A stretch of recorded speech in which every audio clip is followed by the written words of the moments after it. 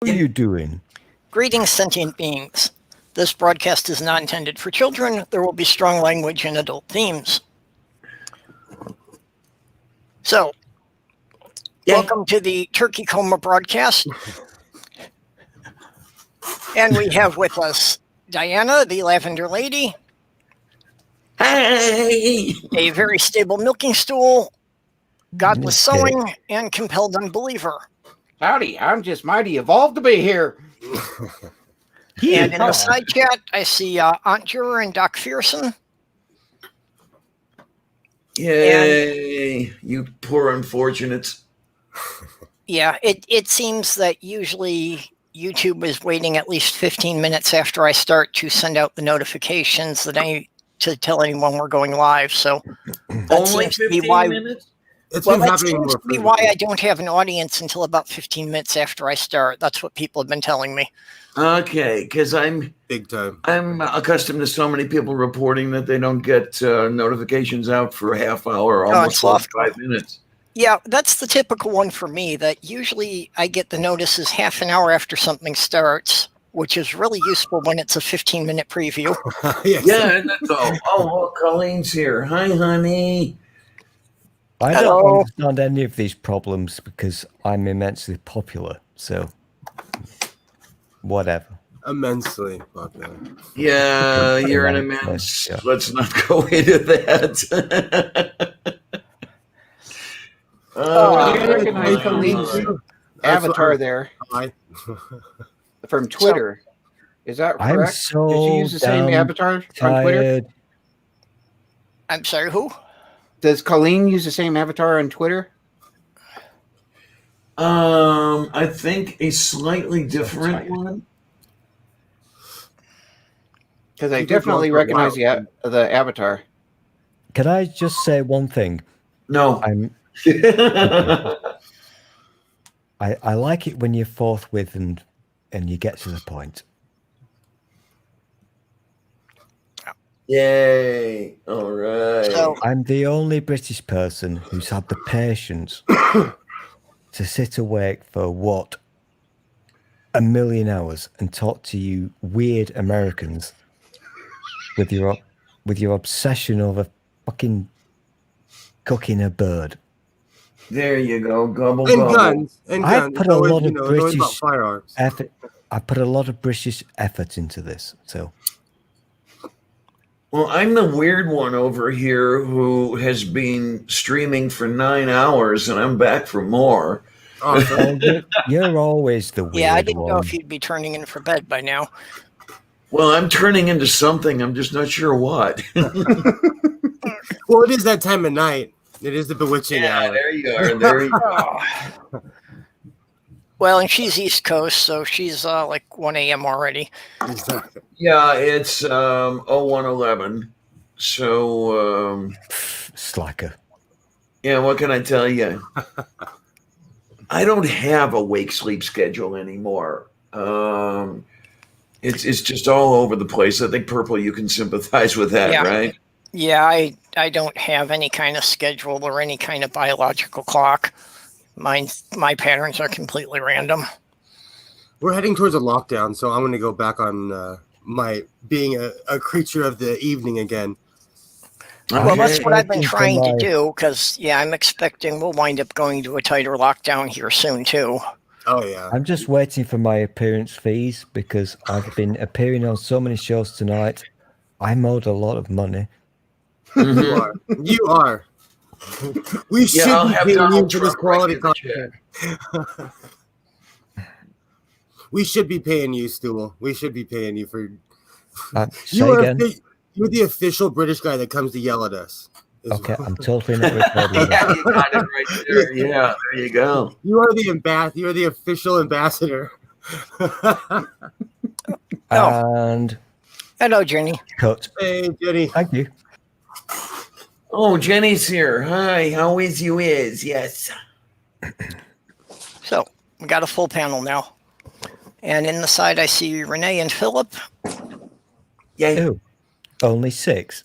So, well, YouTube says 8 watching. I don't know how many of us on the panel that includes.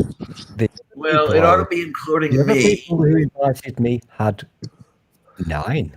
It probably includes all 6 of us, and then there are only 2 people who are not us watching. I'm not. Yeah. I'm not watching. No, we've got at least 4 people in the side chat besides us. Oh, okay then. I'm talking about the people on screen. Am I slumming it now?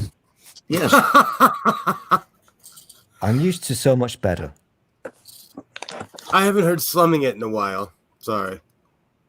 I don't know. I think slumming still implies having a house. I think this is more like sleeping at the garbage dump. But All right then. I hang out in my garage because I can smoke in here, you know.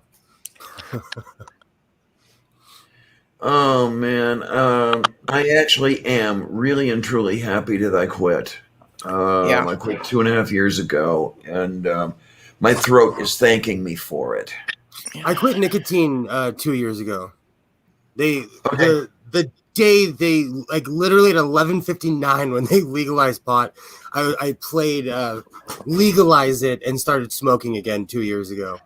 At 11:59 when pot became legal in California. I had quit for a considerable amount of time for a pothead. I'd stopped for at least 6 or 7 years. Okay, now there's the interesting thing is I'd be afraid to smoke grass anymore because one of 2 things would happen. Either I would cough my lungs out and I wouldn't be able to stand the pot smoke, or I would be tempted to go back to smoking tobacco as well. And the second one I certainly don't want to do. Do you know this is the longest that I've ever quit smoking tobacco. It's been about 2.5 years. I smoke out of my old tobacco pipe, because smoking is a tactile thing, So it's one of those things where I try to, I quit. That's why I always put an asterisk. I quit smoking nicotine 2 years ago because I had another habit just to ease right into, So it was easy to quit, and I still went through withdrawals and everything. Well, it was awful. I understand your reservations about smoking, but if they legalized it in your state, how would you feel about trying edibles? Who, me? Yeah. I'd be all for it, yeah. Edibles are fun. Yeah, smoking, it doesn't have much effect on me, but I've been told by a couple of people that, edibles could have a greater effect. And also, my system might pick it up better that way. What would be really great would be if the edibles would be at least as good. Oh, I'm sorry. I didn't mean to talk over you, Jenny. I'm not saying nothing. We picked up an echo somewhere there. Oh, because I saw her little thing going whoop, whoop, whoop, whoop, whoop. So I thought she was saying something. No, what would be really great is if the edibles would be as good an analgesic as smoking it was. Because I'll tell you, there was nothing on earth that would do as good a job on my back pain as marijuana. It's better because it gets in your bloodstream faster, more direct. So when you eat it, it goes directly into your bloodstream. And so you get high and you're like, a half an hour later, you're holding on to the couch. Well, and I've known a couple of people. Actually, no, that's not how the body works. I'm sorry. If you take it down in your stomach, it goes from the stomach and it passes through the liver for metabolizing before it gets to the bloodstream. If you smoke it, it goes right across the tissue barrier of the alveoli from your lungs into your bloodstream. Oh, God, your notepad. Where's my notepad? I'm taking notes. I'm kind of bummed out. I just got a really good job. And I cannot smoke. And the reason I'm bummed out about that is I have hypnagogic hallucinations, which basically when I dream before I actually become unconscious and fall asleep. And so I go, there's like 5 stages of sleep, and I go straight to REM sleep, but I'm still awake for a while. And marijuana is the only thing that helps me to sleep and not hallucinate and stay up all night. And now I can't do it. Okay, but there's the one thing I want to know, though, with the smoking the marijuana and then the stuff goes across the alveoli, what happens if you're wearing pants? No, huh? Okay, I'll shut up. I don't get it. Sorry. Yeah, that one kind of missed me. I was intimating that alveoli was, one of those unmentionable areas, but no, I see. it was really, really, as Kate always says, I'll be over there. No, the alveoli are those tiny little sacs in the lungs where the air does its exchange over to the bloodstream. It's the part that COVID is just absolutely destroying in people, which is why they're losing their ability to breathe after they recover. But do the microchips get in your alveoli? If you inject them, I suppose. Or do they get processed in your liver? These are things we got to know. What is this about microchips? I've heard that there's some association that the crazy people are making with microchips and COVID. They're saying that Bill Gates is putting again? Are they bringing that back? Move on. For the reason I'm saying that with the vaccine, they're going to inject microchips to track people. And it's like these people have no clue the size of the needle involved. It's a size 8. It's huge. I'd be able to put one of my scalp hairs through one of those. Well, it's like a battery jumping cable. I've had my cats chipped by the vet, so I've seen when they put the chip, under their skin there, and I've seen the size needle they use for that. And that's for a chip that doesn't have a transmitter. So it can only be read by a scanner held within 3 inches of the skin. Mm-hmm. Yeah, these people are really fucking weird. I mean, if you'll excuse my French or my Slovak or whatever the hell it is, I do not understand how people this stupid can actually manage to be alive. Because when they were small little infants, somebody took the time to tattoo on the inside of their eyelids instructions on how to breathe. The sad thing here is the fundamentalists are eating this stuff up because it's 666, the mark of the beast kind of stuff. Exactly. I was trying to stay quiet about that, but that's exactly what they're feeding into. It's all fear tactics. It's how much can I scare you to be on my side? Is there 666 associated with COVID too? I need to do a stupid. This is classic. Well, you're good at that. Huh? You're good at that, Howard. Let's have some stupid. I'm good at stupids. Yes. Are you ready? Hey, Sewing, are you ready? Ready. How are you doing? But I want to do a stupid. As StreamYard has changed because I can't find a way to link to the YouTube stream for this. Okay, that's a good thing. That's a good thing. No, Stool, that's a very good thing. Don't get Purple taken off the air as well. Well, I mean, for the YouTube thing, you have to go through YouTube to pick up the YouTube thing. No, but there used to be a thing on here that you could do it with. Howard wants to share something. No, as far as I know, the thing for here is only to send out the stream for being in here. Whoa. Hang on a second. Darren, What? What did we discuss earlier about doxing people? Your name has been all over the screens. My name is Gobble Gobble Gobble. Gobble Gobble. Okay, Gobble Gobble Gobble. Okay.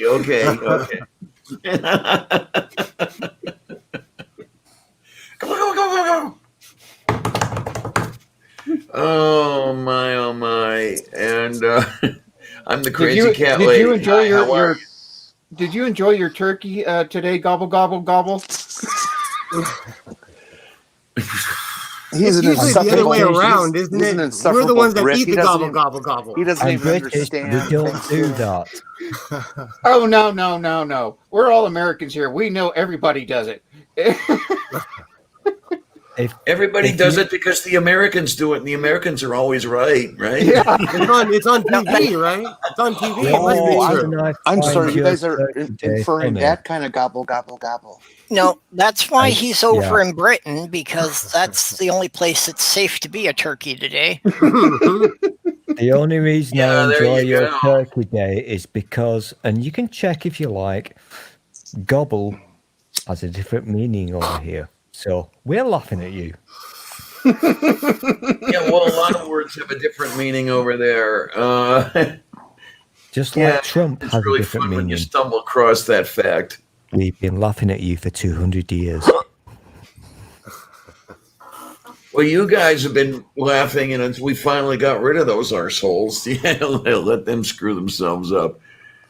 Oh my! Oh my! Okay. Oh, well, these guys are going to go kicking and screaming. Yay! Okay. Yep. Our audience is growing. Awesome. How's it going, Godless Scummer? Yep. And Robert X.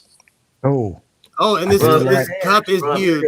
This is you a like giant when coffee the cup. audience gets big? Yay! Well, we're over a dozen now. Awesome. Metric. What, a metric dozen? So that would be 10.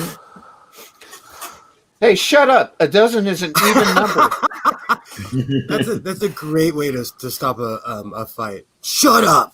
That's a great way to end it. That is the best way to stop it. Head it off right at the pass. Gobble. Always works. But Gobble a dozen, comes from- 12 is definitely an even number. It's America. America. Gobble comes from an old French word meaning a mouthful or a lump. It's So- related to gob, a slang term for mouth in the UK. When did people start telling other people that about the name America, and it just became everything? That seems to only come in the past like 5 or 6 years. As an American, I don't know. I'm from California, so they don't count us as American anymore. Because we always vote blue over here. I've never been to California. I haven't got my passport. There you We're are. always blues, so, we're I'm actually very semi-liberal around happy. here. I'm very happy that Jenny just read that definition out, because gob is a real word. Yes, it is. And I try not to use it in the presence of you mighty Americans. But it's a real word. Well, it's Yes, and interesting. apparently it's a word that must be stopped because Willy Wonka seemed really intent on those everlasting gobstoppers. Absolutely. Oh, Well, God, that's an interesting thing about the neighborhood over here in Pittsburgh. If you insinuate yourself into other people's business here, you are called nebby.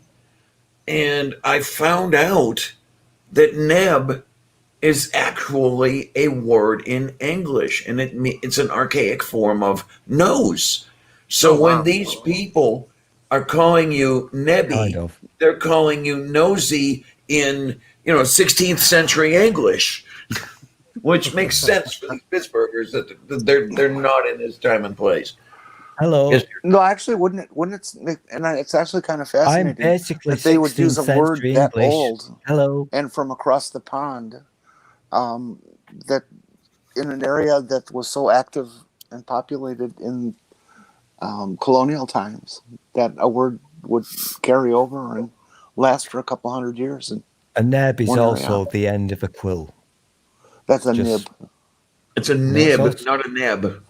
No, it's also a neb. No, are you... Seriously, you're Americans and you're arguing with me. Yes, it's really hell of it. We've What been the to fuck the is moon. wrong with you people? We've been to the moon. You haven't gone to outer space yet. Come on. Okay, let me make this perfectly clear. We're like the opposite of Canadians. Everybody's the opposite of Canadians. I always tell you, we're aggressive. Americans, we're just aggressive. Oh, You put look. the meekest American in the room with somebody from another country, we're the aggressor. It's the weirdest thing. We've got yet another Jen. We've got Jen's little corner over in the side. Jed, how you doing, Hi, honey? Jen. Hey, Jen. Yeah. It's midday for you, isn't it? Jen's quite evil, so I'm just going to put this out Yes, she here. is. Yes, she It's is. nib, Absolutely. neb, knob. Okay? By the way, Jen, I love your channel. Jen is actually quite lovely. Hi, Jen. Are you going How's to it force me to going? look something up again? Yeah, why not? Go for it. And here I am What's that? doing this for a guy who doesn't I don't believe care that because I'll win. I'm that, English, I that win. parking meters in International Falls, By default, Minnesota I have win. AC outlets for car heaters. I invented the language, so You were there, right? You were there. Yeah. You were there. Yeah. Actually, to be fair, now some parking meters do have outlets for plugging in an electric car. Okay, then. It's We have about quite a time. few out here because this is the land of the yuppies. You could plug an electric car in around here. I tell I you, live in honey, Colorado. What's electricity? I wish I could afford to live out in California. I really do. Oh, it's unreal out here. It's unreal to live out here. I have heard stories of people making nearly $1 million a year who cannot afford rent and groceries. Yeah, it's the weirdest thing. It depends on what plot of land you're on. It's the weirdest thing because people who live in what we consider the ghetto are in walking distance of Orange County or all the mansions you see on television. Yeah, okay. So they can see it from their house. They can see it from their houses. Los Angeles it's a weird place, and it's huge too. So we go from the desert forest to the beach, to the mountains. LA's huge. Yeah, it's overpriced. I mean, sometimes I think I'd like to go out to LA to see a Dodger game and to see my friend Al, but it's just the cost of getting there and the cost of being there. I can imagine that even a cheap ass Motel 6 is totally unaffordable. Yeah, they're like around like $60 a night, $70 a night. Oh, I was thinking it would be a lot more than that. Okay. Well, it depends on the time of year and if there's an event in town, and what side of town. If you're on like I live in the suburbs. If you came over here, it's 100 something a night. If more towards the city, the prices get lower, depending on where you go. Okay, so if you want to go to East LA, you might get a little bit of a break, huh? Yeah, I'd like to interrupt this funny program for just one moment to quote Jen's little corner. Languages are usually not invented, they evolve. Stool is a real stool. Please flush him. Really? Okay, Jen's little I see corner. that you're well You want loved to fight me about this because I will fight you and I will fucking win.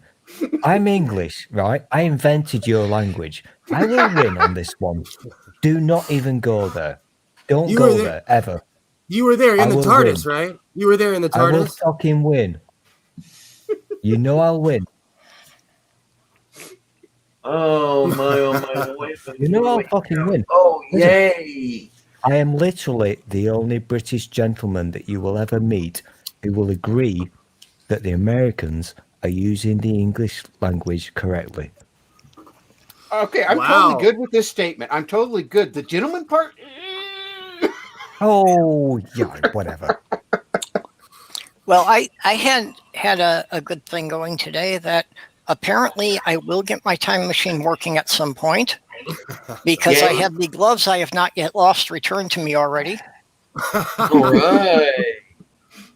That's a great conclusion, though. So, I'll lose them at some point later this winter, and then I'm going to have the time machine to come back and return them to today.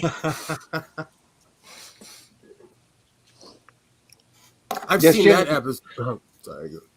Go ahead. By the way, I'm still sulking. Get back to me when you're finished.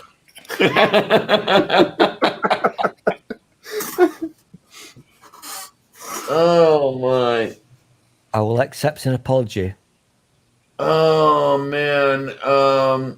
Kate is either sleeping or working. I don't know which. She actually took off out of our stream when the court was done. Several hours before it was done, in fact. Yeah, she ran off when I showed her my big thing. That was weird. You phrase that, though, like the two are mutually exclusive. What, Kate and Job? No, working and sleeping. I mean, most of the jobs I've had, I've been pretty much asleep most of the time I've been there, and they still regarded me as being a good worker. So, godless son, I did a bad. What bad thing did you do? I forget.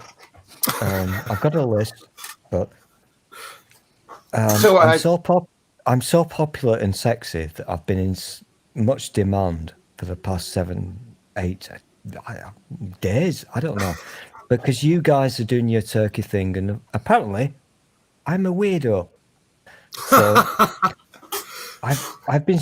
You're I've been ambassador weirdo, though. Ambassador weirdo.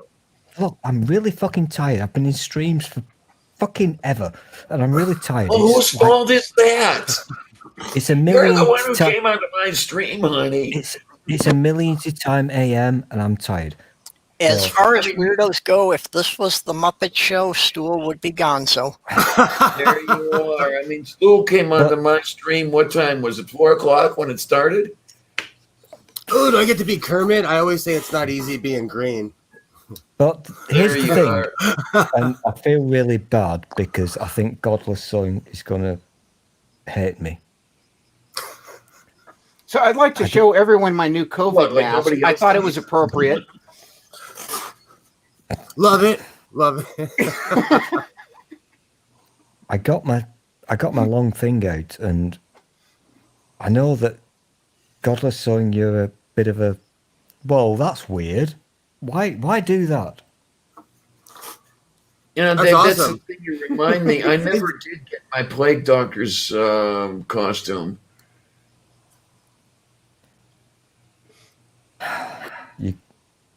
I think you're going to hate me, Soin, and I apologize. I saw that comment. Australians are just Brits who are higher up in the skill chain. This is true. But here's the Okay, thing. Stool. You know how, hey, Soin, we were having a chat about you. Yeah, well, you're done. Not Here going to tell goes you who Nib. and what we were saying, but we were chatting about you. Nib, the pointed end part of a pen, which distributes the ink on the writing surface. Now, if I do that, I get in trouble. Neb. Initials for New England Biolabs. No reference to Neb as anything to do with anything at all on the Different entire roads planet to rule the except world. New England Biolabs. What was the third one you want me to destroy? Am I muted? No, you're not. we can hear you. We're just ignoring you. By the way, thank you though. I'm for reading bringing the this up, chat. I need to get out of the chat. because if you go to Wikipedia and look up nibs, they have some beautiful pictures of some really interesting. Just nibs read that are the fucking chat just and get off beautifully the done. stream. What? Why are you here? Just to be a thorn in your side. Oh, that's a good reason. I like that reason. If we were on your stream, I would be singing Johnny Horton by now. And all those songs are not supposed to be. No, you would not. Oh, my word. Oh, my word. Oh, my word. Oh, my word. Oh, my. I hate you all. I think you all smell of poo. I have a piece Stick your of advice. turkeys up your ass. For all of you, I have a piece of advice. Don't get old. It isn't worth it. In the words of Animal Akbar, it's a trap. You got it, Jimmy. You got it. It's a trap. I smell like pot and shame. That's what I smell like. Hey, did you hear the interesting news of the day? Mr. Escherman or something like that. What? Where? Made a $2.5 million donation to the president's fund to overturn the election in this last couple of weeks. He is now asking for a refund. Okay, Jen says that nib and neb are the same thing. The British just don't know how to pronounce it. That's whoa. No, Hang on. Jen, That's not what she Stu said. is always wrong. Come on. Read that correctly. Don't make me look like a dick. Well, You if don't take off need that any silly- If you needed any help.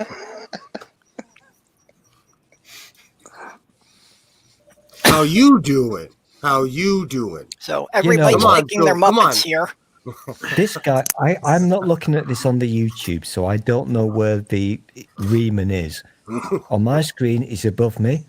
You know what, Riemann? How you doing? See, that was almost aggressive. That was my aggressive. I told you Americans were aggressive people. How you doing? Okay, you everybody's doing? picking their Muppets here. I'm not quite sure what to make of Robert X's statement. Oh, I said I was Kermit, so that's a what's green and tastes like bacon. Oh, No, he's he said he'd be Piggy because he likes to lick frogs. Yeah, he's a frog licker. Oh, that's Please don't make me look at the YouTube chat, please. I don't want to do that. I hate these people. And he's apparently a transspeciest too. Yes. The people inside Yeah. chat smell. I don't like them. I figure that I'm Beaker because I always know something is about to go horribly wrong, and I'm fully aware that no one will listen to anything I say. Right. Also known as Phil. Because Kate's joke is that Phil is the guy in the back of the room, and who's Oh, yeah. guys, it's not going to work. And shut up, Phil. Well, Purple, I just have a want you to little know, bit of I just got the notification that you're live on YouTube. Okay, yeah, only good been thing over to half an know. hour in. Okay, yeah, so Stool would be Waldorf. He's just going to sit there and heckle us. That fits, yeah.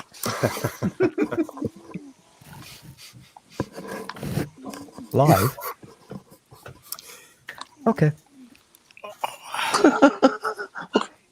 I can. Sorry, I I can have do a this. giant computer. And you looked So- like you were about to come through my screen as you were leaning. Do we So get a what does count that down? leave for me? Am I animal or what? 3.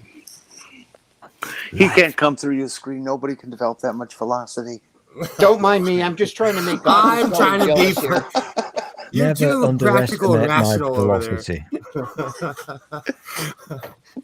I'm all innuendo. And out the other. Yeah, And then Kitty there's is this- contemplating the fish tank. Yes, she is. I can see that. And she had better keep it at contemplation. Because we might be having kitty sausage if she goes fishing again. Yeah. Can we just talk about the Muppets for like about 5 seconds before we get bored and move on? Bork. Bork. Bork, bork, bork. Fun true fact. The place where I live has been one of the biggest movie sets for the Muppets in the last 10 years. That's a true. Because we have a thing here that makes food, and the Muppets came here with Sylvester Stallone, Al Pacino, and a whole host of other fucking big stars. So never underestimate the power of the Muppets, ever. Ever. It did get to be quite a prestigious thing to appear on the show. Yes, it did. And the movies as well. Aunt Jer's Which saying is- she doesn't think there's one for her. I don't know. I kind of think Aunt Jer's like Ralph the dog. Yeah, I agree. You know, But just one of- kind of mellow, providing the backup music. One of the wonderful and most surreal things is when you see all your favourite Muppets ever at the bus station in your town. That's weird. Along with a random Sylvester Stallone. That's fucking weird. To But be true. or what? Sylvester Stallone is really short. He's very small, yeah. You'd be surprised. There's quite a few people that are under 5'9" that are famous. Vin Diesel's like 5'7". Is he really? I tried to teach I've seen him Sylvester eye to eye, Stallone- and I'm the 5'8" and I accents. wear cowboy boots. I wear I tried cowboy to boots, teach so it him the makes me accent, but he wasn't 5'9"-ish. listening. They call him high heels, but or cowboy boots, so we know you're just into high heels. I call him my William Shatners. Well, actually, Gallagher defined So the whole fucking thing. The difference between cowboy boots and high heels is the distance of the elbows from the waist. You know, if I can do this, I don't know. You have the where am I? I can't see what the hell is going on here. I have some boot barn boots over here. Oh no! I see what I did. Okay, yeah, you got the high heels. Yeah, high heels. Okay, there we go. And then the cowboy boots. I'm not showing up. Oh well. Tom Cruise is tiny. He's like 5'4" around there. Really? That's the heel on these ones. That's a proper riding boot, is what that is. These ones are too, but I've worn them down. I used to wear these every day, but then I got a better pair. I work on a ranch, but I got a better pair that I could beat up. Those aren't really riding boots, though, are they? No. These are. I wear these when I go to Las Vegas. These are my my fancy boot. Well, if you have riding boots, do you have those puffy pants too? Am I what version of puffy pants are we referring to? No, am I revealing what a party pooper I am or what? I wonder, why do people go to Las Vegas? What's the appeal? So I go there for pure debauchery. I go there for hedonistic fun, to have tons of sex and then come home in shame. You dirty pervert. Wait. What is this sex of which you speak? I go there to have fun. It's a debaucherous place. Anything that you're into is there. If you want to, if you have a gambling addiction, you can go, literally with your pink slip and lose your car. And have Diana, some guys. Forget the sex thing. People our age aren't allowed. Okay, is that it? Stuart, what are you trying to share here? Nice things. Biggest, it's we know you better than that, Stool. Well, it appears to just be a store, so I'm going to take a chance here, but No. I would never do anything bad. You know this. Who farted? Now, wait a minute. What the hell is that? Nope, it's a video. Oh, at your own risk, Purple, at your own risk. There's a Mr. Stallone on the phone. What?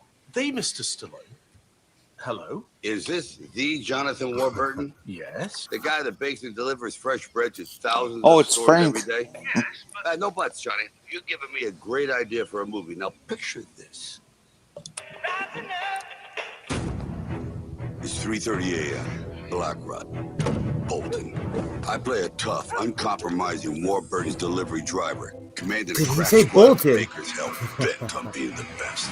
It's make or break time. Hey, how you doing?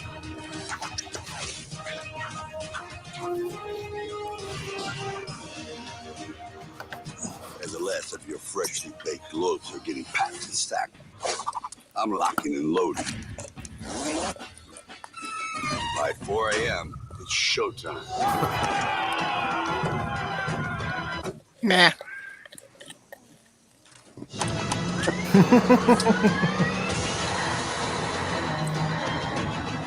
Nothing's gonna stop us from delivering toasty loaves, whole meal, snappy one-liners. Time to earn my crust. Oh, I bet he got paid so much money for this. When it comes to delivering fresh bread on time, the oven gloves are off. Sylvester Stallone in The Deliverer. Earth. Talk to me, John. Tell me the bit about the breading. So I just have a question. Are toasty loaves sex on a hot day? I'm so glad somebody else said it. Sorry, I just went into a little weird world of happiness there because, whoa, shit, turn that off. Oh my God, bottom. Make that stop. Oh shit. Make what stop? I just heard the bottom theme. I've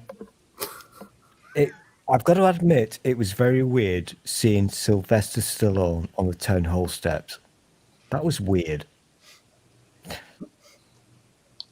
Are you balanced well on your medication? No, You know who you're talking to, Jenny. Okay? I don't think any of us are. I think I need a pipe. I need a pie, but we won't go into that. Pipe. I had this one going, but I have to fix it. It was poorly made. Oh, It just looks cool. hey, Zoe, you've got a very big pipe, my friend. I have several. I'm impressed with the size of your pipe. Thank you. I pull it out often, too. Do you? Do you like Yeah. to cup it with your hand? Like this. Mm-hmm. I am so happy that I'm not hosting this stream. It always turns into show and tell or something inappropriate when I show up. I promise I'll grow up one day. It's really great just to be one of the panel members, you know, and just sit back here and let it all happen. Jen, no, Mel's too smart to be honeydew. But, you know, it's really sad that the Muppets don't have a woman as a scientist at all. I think we should send them Mel's picture and start a letter writing campaign to get a Muppet made after to look like Mel to be their new scientist. Wouldn't that be great? That would work. I'd vote on that one. No. Oh my, oh my, oh my, oh my. No, I can't. Now I allow have that Eye of the to Tiger happen. stuck in my head. There you are.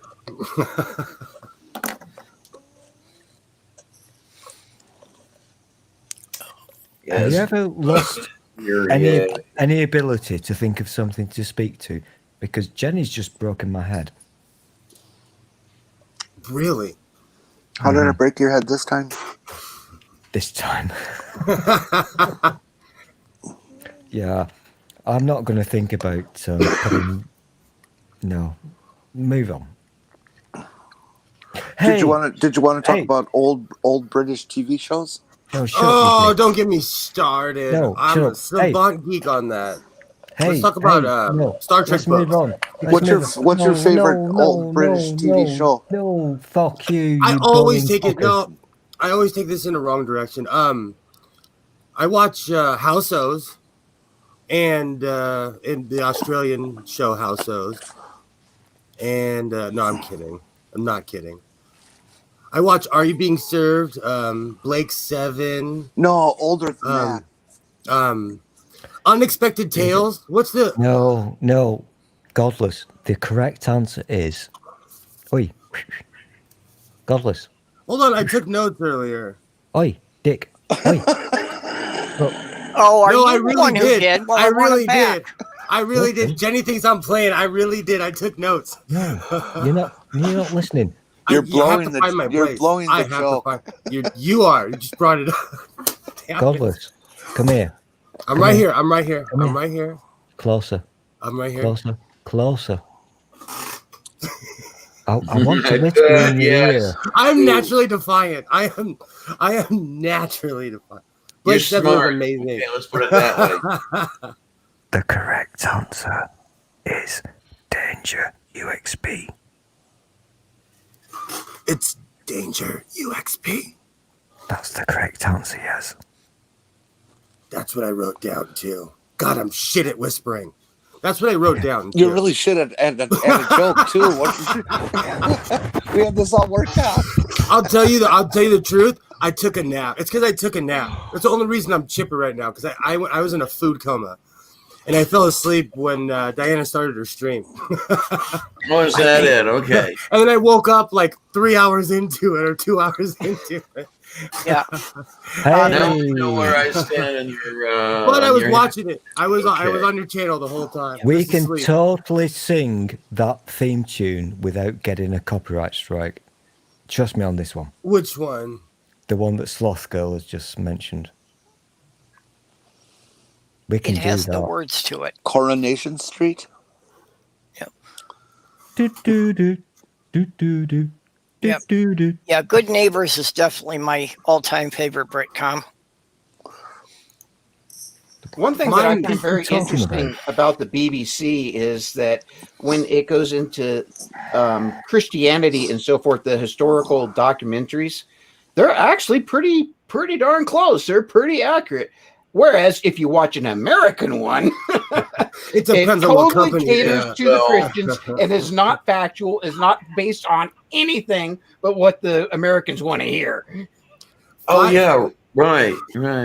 Like 5 years ago, when Trump started campaigning and everything, I stopped watching American television.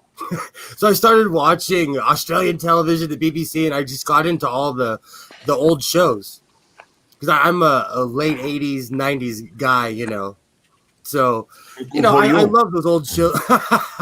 I love those old shows, you know, from the 60s, 70s, and 80s. They're better than the crap that they put out now, especially something like Blake 7. Honestly, Blake 7, I have better props in my garage than they had on the show, and that show was amazing. That show was amazing. Well, that was the whole point of it. The old Doctor Who, that campy set thing that they did and everything, it wouldn't have been as good. But they sold it, though. They sold it. That's the whole thing. Like, yeah. I still watch that cheesy stuff, and I'm into it. Like it was just aired. Even with the crappy graphics, like when the Liberators fly, you know, I know it's on strings, but you know, I can imagine. I have some inane trivia for you. All right. Are there any Star Trek fans here? Original series? Maybe. Remember when they get into that lift thing? You know, like with the doors. Yeah. The turbo lift. The turbo lift. Okay, yeah. And you know, so they showing a shot of one, and he's talking to somebody else, so they go back just and get forth. to the point. Oh, I'm shut up, getting you little bored twerp. already. Be nice, gobble, gobble, gobble. And behind them is the wall of the turbo lift, and it's got that strange texture. What did they use to get that texture? Ramen noodles. No, it actually makes a lot of sense once you figure it out. Shatner jizz. Carpet pad, under carpet padding. Okay. I love factoids like that. I love Star Trek, so I love factoids like that. I'm a savant geek. I have a uniform and everything. I love Star Trek. Next time you see it, take a look at that stuff, and you'll go, "Oh yeah." It's probably in one of them. Well, you're saying about the budget that the TV shows were produced on. And for Star Trek, they actually had to come up with the idea of the transporter because they had run over budget for props for the first season, so they couldn't afford to build a model of the shuttle. Oh, that's awesome. I love hearing stuff like that. I'm going to show you something very dirty and sexy. Godless. You're going to take off your hat? You can turn gobble gobble off now. Yeah. Okay, Panorama. I'm not familiar with that one. It's a really. That's a very true fact, but I've literally no idea why Sloth Girl is telling us this because we're not talking about this. So weird. Well, we were talking about BBC shows. Yeah, That's we were. why. What's it a show about? It's the longest running, let's call it investigative journalism. It's kind of a serious grown-up thing. Oh, okay. And it's very good, to be honest, because they've uncovered lots of bad things. It's older than me. So something like what 60 Minutes was when it was decent. No, that's American shit. No, this was proper BBC stuff. Yeah, no, that's what I mean. I'm trying to compare it to something that Americans would recognize. There's no comparison. It was literally... No, there really isn't. This is from the days when we had investigative journalism that actually uncovered things, and wow. I know what you're saying is totally true, but it just sounded so Brit. Last of the Summer Wine was a good one. I never got to see the whole series. They did one. I could not think of the title of that series, but I love that fucking series. Yes, indeed. Okay. I hate you guys. I really hate you guys. I used to live where they filmed that fucking pile of shit. Anyway, moving along. Panorama, they actually did a really good one. They've done some really good ones in recent weeks that would shock you.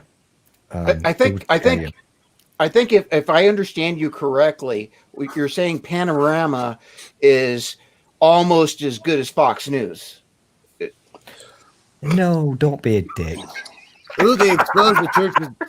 Jen just said they exposed the Church of Scientology. They were the first documentary show to expose the Church of Scientology.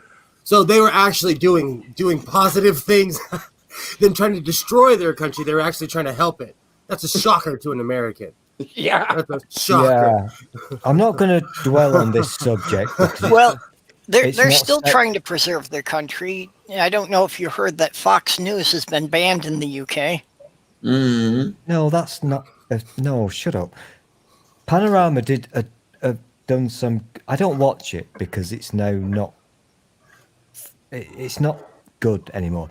But they've done some good things in the recent past couple of months. They've exposed the fact with proof and evidence, the receipts, as you people would say, how the UK banks in London are helping mafia people to launder money. They've got the receipts. They fucking show you them. This is proper journalism. And the other thing that they did was, damn it, I can't remember, but it was important. It's serious fucking stuff, but here's the sad thing. No fucker watches it. Because all you idiots want to watch bloody Star Wars on Netflix, you dicks. Hey, don't say that. We're not in England. Star Trek, damn it. To affect the ratings. If the ratings are bad for them, it's because of the Brits, not us. It's your fault. In fact, it's I just probably don't understand how the Brits, like you're saying, they actually report and in what's real. I mean, it's real stuff, and you can look it up. You can check them. You can fact check them, and it's real. Oh, yeah. In the United States, you have a quote investigative journalism show. You have no idea. They come up with a story that they want to tell, and then they try to make the facts fix it, just like the apologists do in America, and the Brits just don't do that. Well, don't you guys have laws against telling complete BS lies, though? We do, in America, you can get on TV and say anything. Yeah, we kind of do, but you know what? This is where I lose the plot and I go kind of crazy and kind of bash my head against the wall and look like a little creature. Oh, that explains a lot. Because, you know, Jen's little corner just did make a comment that is kind of true. We've got a huge problem now in this country where not the BBC in its entirety, but the news area is wank.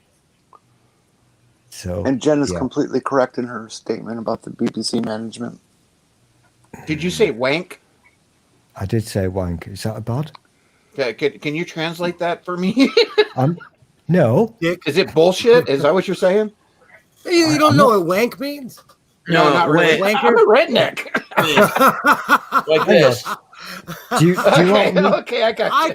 I call people wankers all the time. Do you want me to be the little man in the corner who does the sign language? Diana, oh my God, it can be this, but you get paid more for it. Yeah. Yeah. Sorry. Oh my! There goes the monetization. Yeah. At this rate, Purple, you might be monetized by what? January of 2093. I've just remembered. I've forgotten what I was going to tell you that was really important.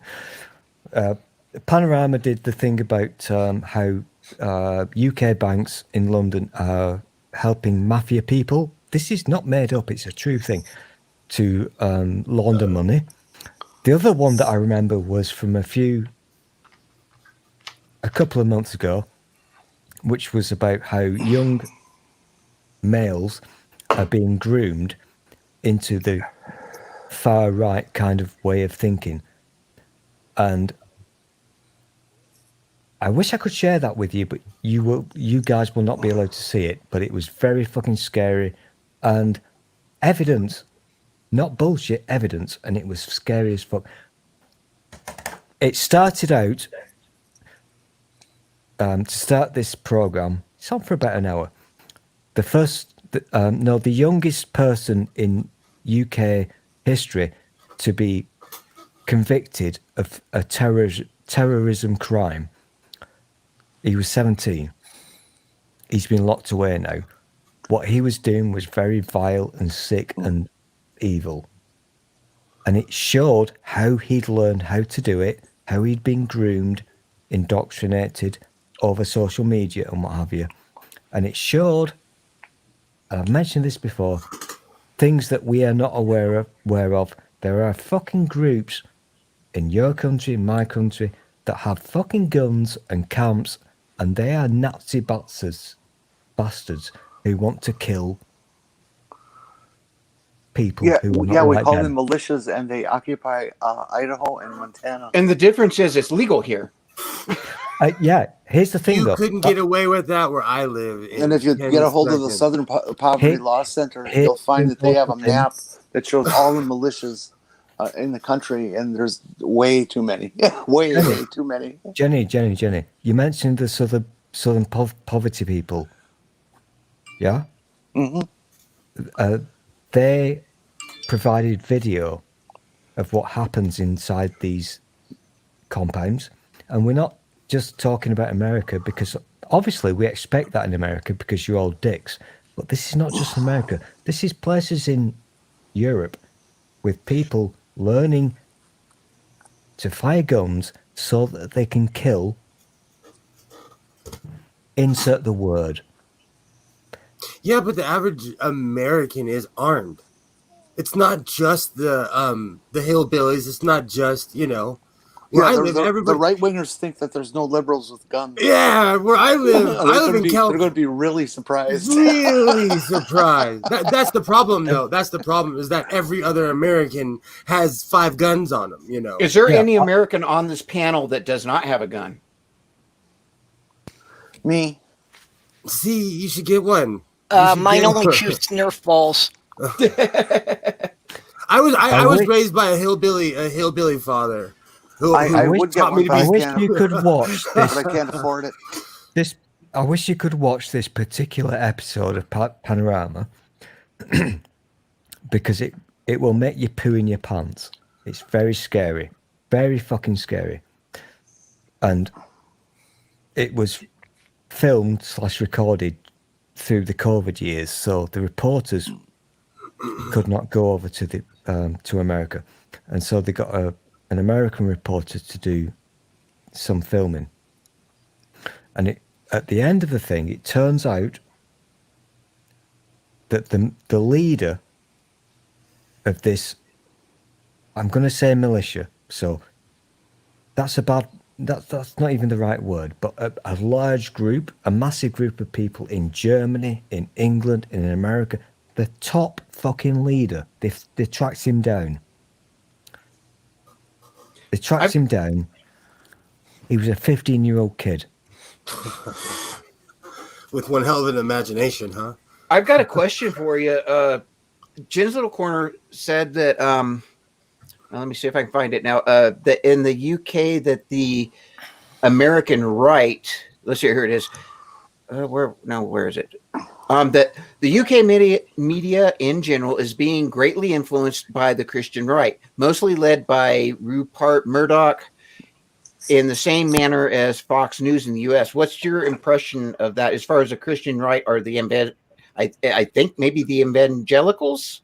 They've No. gone around the world. It's not just England. In Mexico right now, which was traditionally Catholic, they've basically split the vote in Mexico. Evangelicals are everywhere they can go. No. They go anywhere they can. We do not have a problem with the religious nonsense in this country. We really don't. But we do have a massive problem with Rupert Murdoch. Even before Fox News was invented in your country, he's been fucking minds up for a very, very long time. Well, yeah, I know he's been screwing up your newspapers for decades. Yeah. But we don't have that horrendous problem that you have in your country with the fucking nut jobs who Jesus and all that. Did you shit. just say Paula White? Yeah, pretty much. She's vanilla compared to the people that you don't see on TV, the tent revival people. I did say it, but I said she's the presentable one out of the group, you know, and that's what's scary. I think that's one of the biggest differences is I don't think that the UK has televangelists like we have. No, we don't. Are they even allowed? You want to get a load of the real right weirdos? Get yourself a shortwave radio. That's where they all are. No, it's not. No. At least here, they're on the shortwave channels because I do have a shortwave.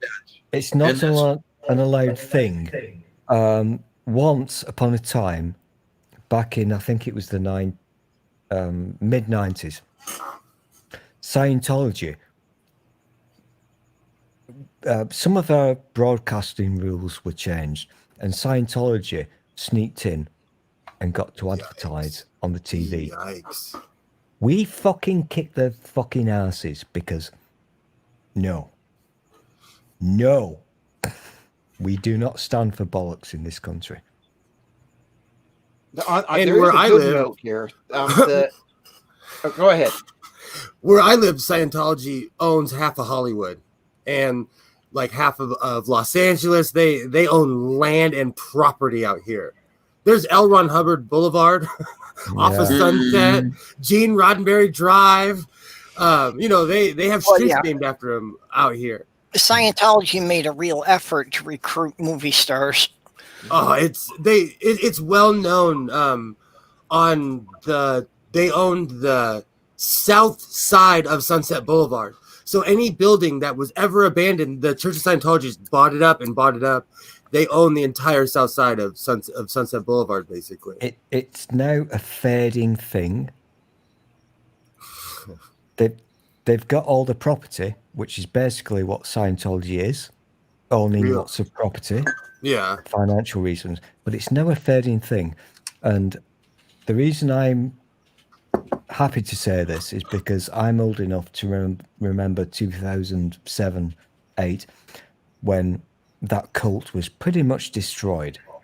It's a nothingness now. It's an absolute nothingness. Where I live, they whatever. But they it's a live. nothingness. They're open and free. Does it? Yeah, there you go, free.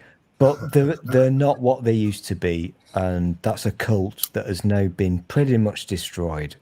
And I'm happy about this, and I'm glad that I was there to fucking witness it. 2008. Check your history books, kids.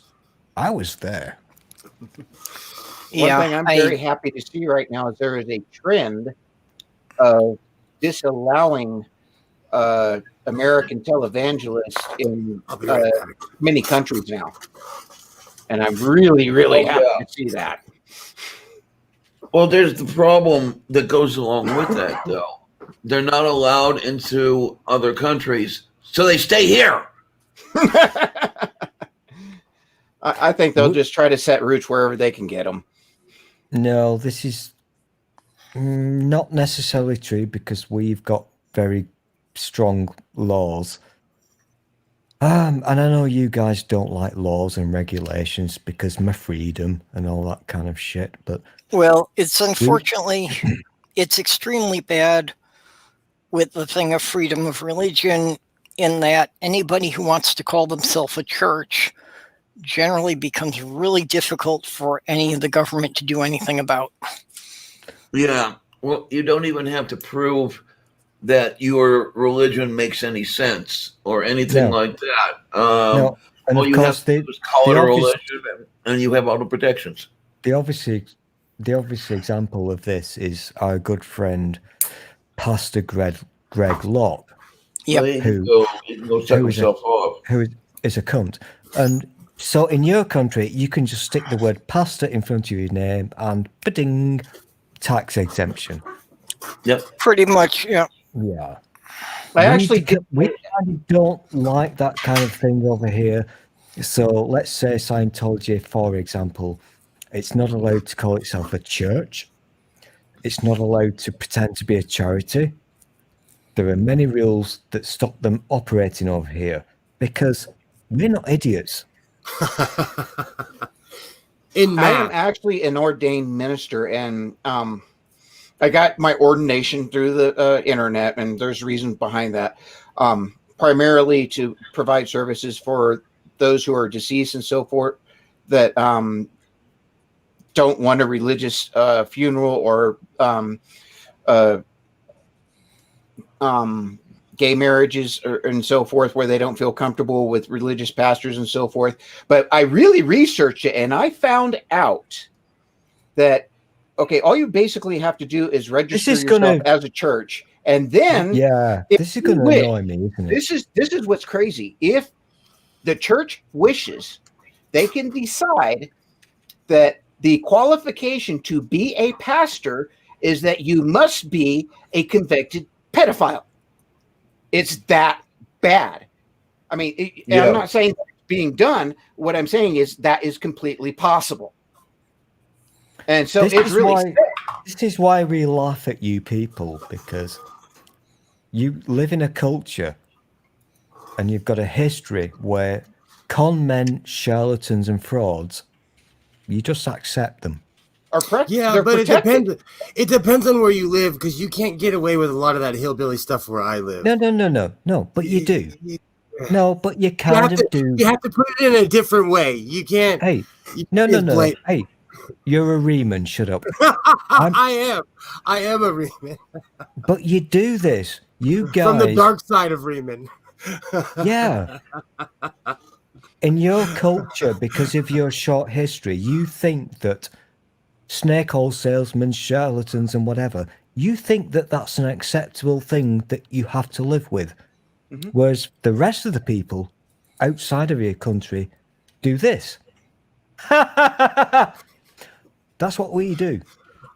And it's protected. It literally is protected. You can be the biggest idiot spreading the worst harmful things that actually could potentially kill people, and it's good. It's protected. Now, a little bit in some ways, if you actively say, go kill, blah, blah, blah, blah, yes, that there you can get in trouble, but you can suggest it without any problem. It depends on who you are. You won't get into trouble. Yeah, where you're from. The NIFB. Yeah. It depends on where you are, who you're from, and how much money you have. No. Yeah, so if you have money, you can do anything in this country. You can get away with anything. You know what? Just get a lawyer.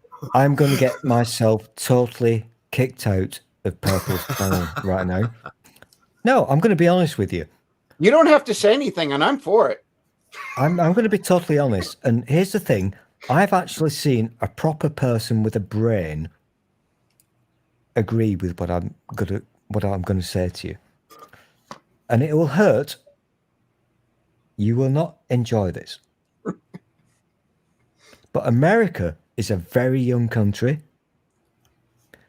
And your birth was based around charlatans, snake oil salesmen, and frauds. Yeah.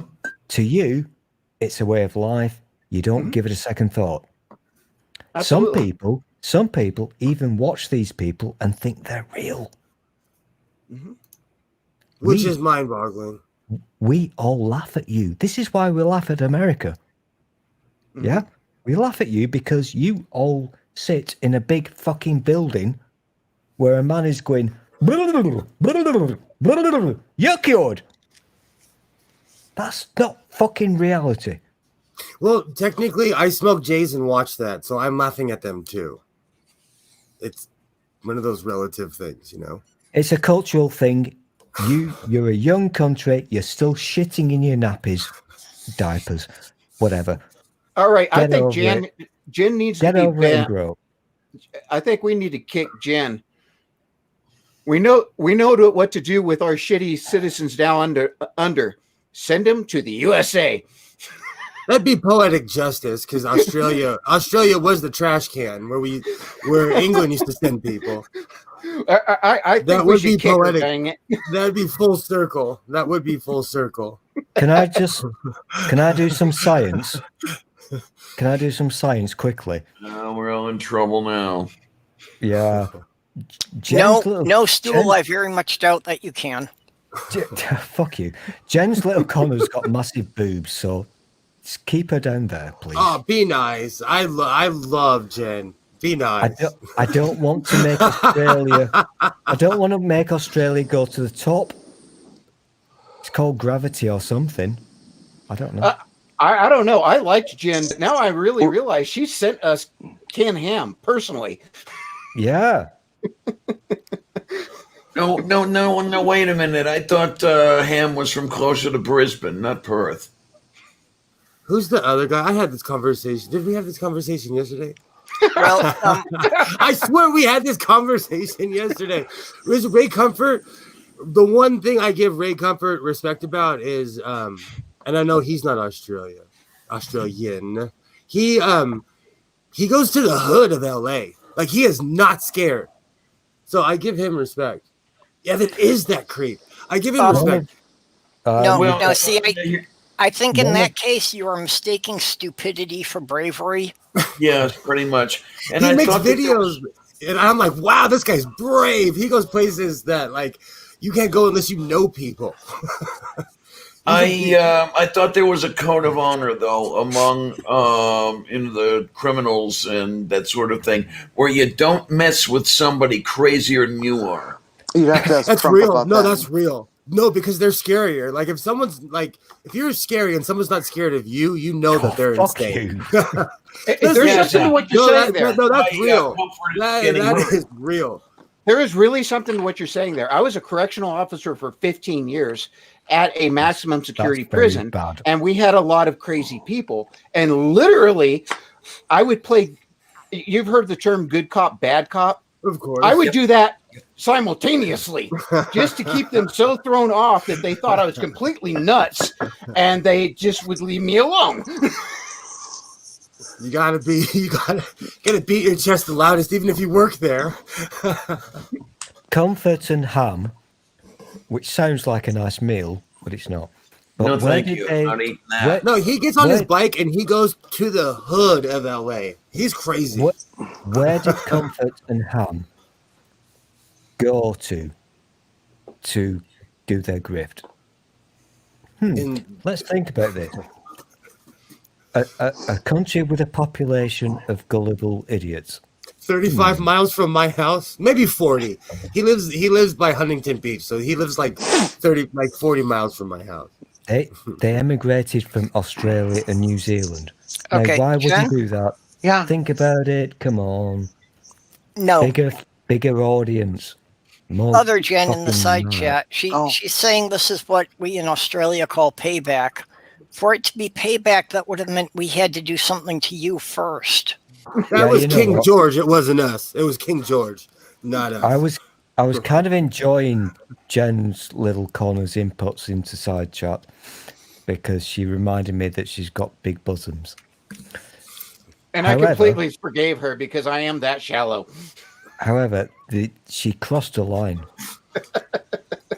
She then used the R word.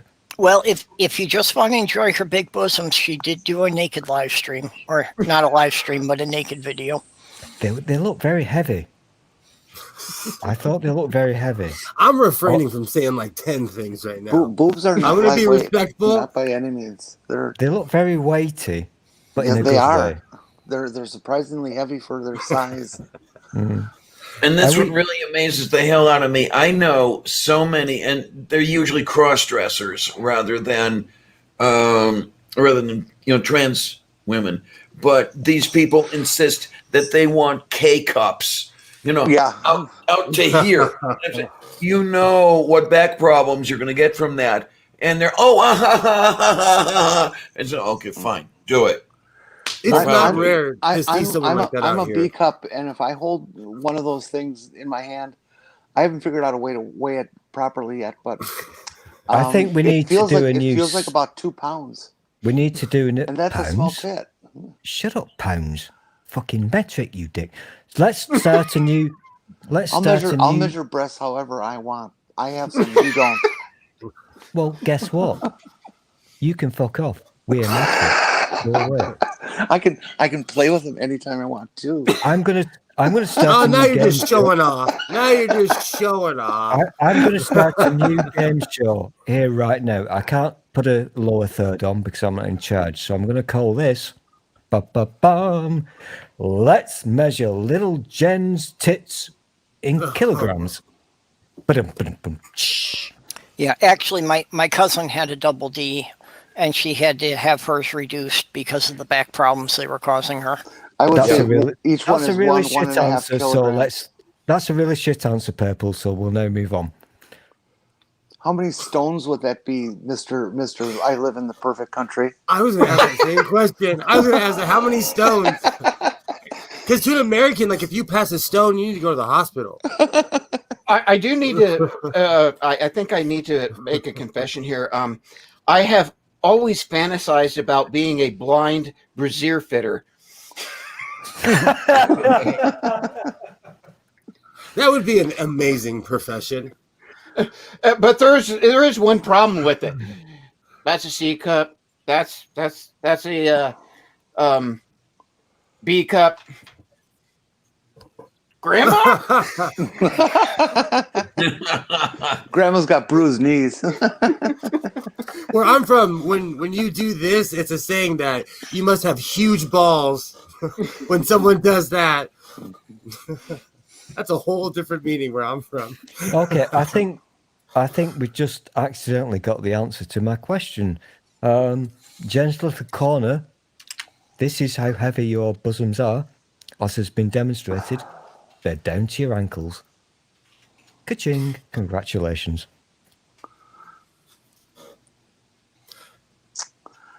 Did you hear the silence there? I'm being respected because I respect Jen. That's why I respect her. I respect her content and I her love channel. the silence. No, So she's I'm got all. No, I'm refraining joking. from saying it. I'm totally joking. She's got awesome bosoms. I'm totally joking. I really am. Oh, I hate Jen. Her content's way better than mine. I'm flat out hostile. And plus, she's probably the only person that'll talk Blake 7 with me, so I have to be nice. Yeah, before I can make that kind of comparison, I would first have to have content. I agree. I concur and agree.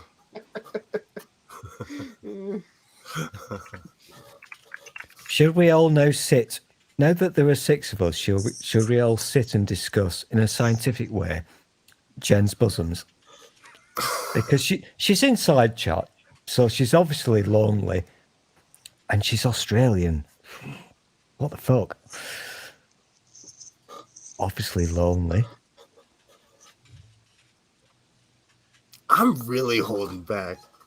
I love the silence. I'm trying to be nice. Now I just have a bunch of songs stuck in my head.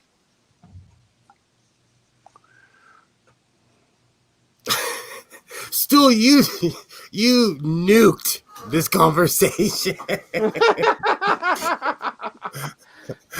You absolutely dropped a nuke in this conversation.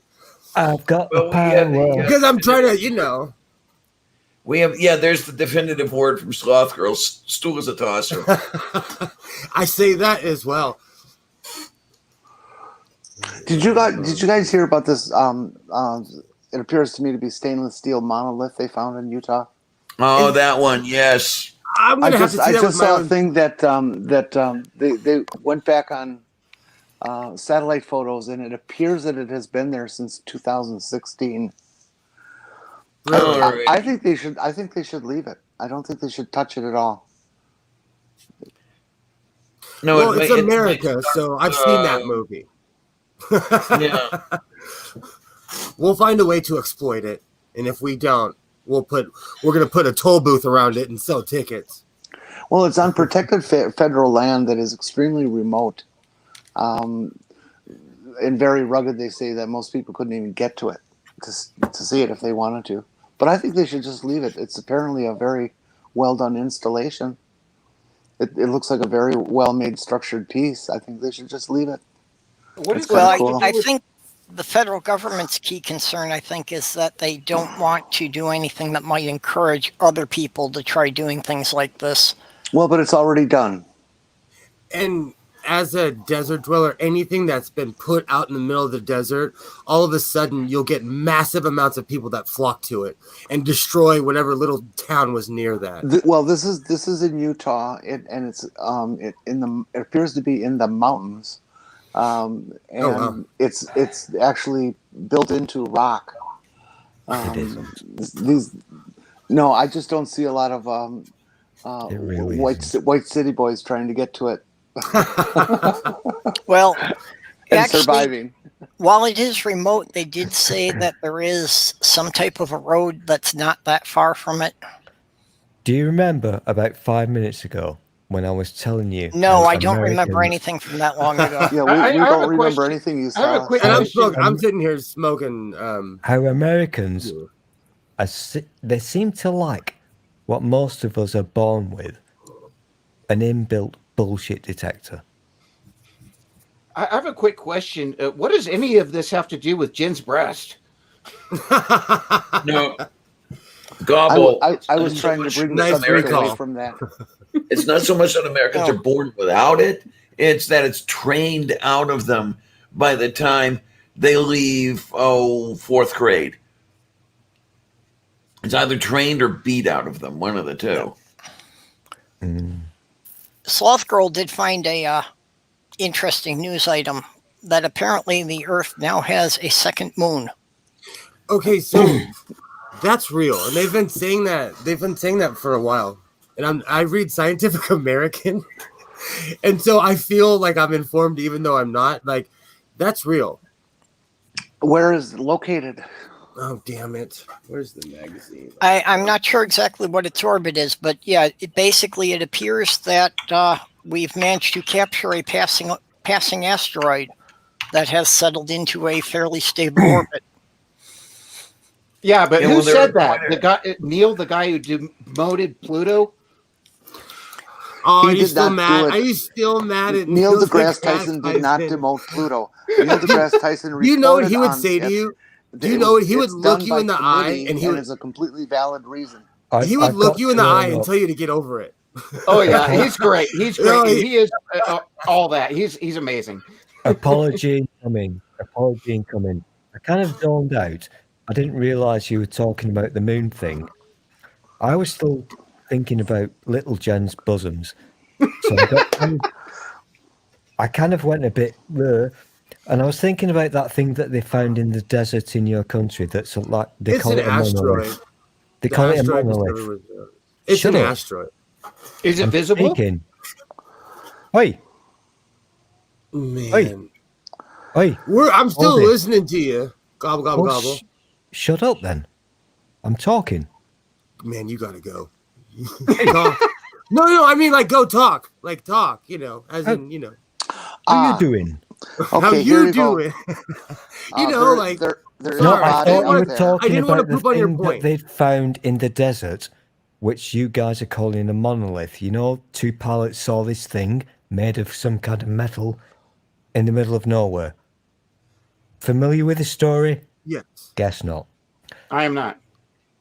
No. So I didn't realize you were talking about the moon thing. No, also, Jen's breasts look like moons, so I got distracted. Wait a minute. They're linked together. If we go to the second moon, we will find a second monolith. I've seen that movie. That'd be very interesting, though, if we could explore that or, take samples, whatever. It'd be very interesting. The asteroid discovery was announced by Minor Planet Center on November 25th, 2020. Subsequent observation has confirmed that it was orbiting Earth. So it was, okay. So it was orbiting Earth. Jen was right. As usual, Jen was right about her boobs and the asteroid. Okay, Jen, do your boobs have enough gravity to attract their own moon? I apologize. Every stream I come on just becomes instantly smutty. The second I step on. That's because you're always on with stool. Now, see, I was willing to let that go, and he could think it's only when he's here that happens. No, I'm apologizing for if you I'm feel not that happy the stream's with going this. down. You know, I'm not happy with this at all. I'm here doing science, and you're mocking me. I'm not. As a Riemann, I'm not. I'm doing proper science about Jen's bosoms. No, you're not. I am. Okay, what's your independent variable?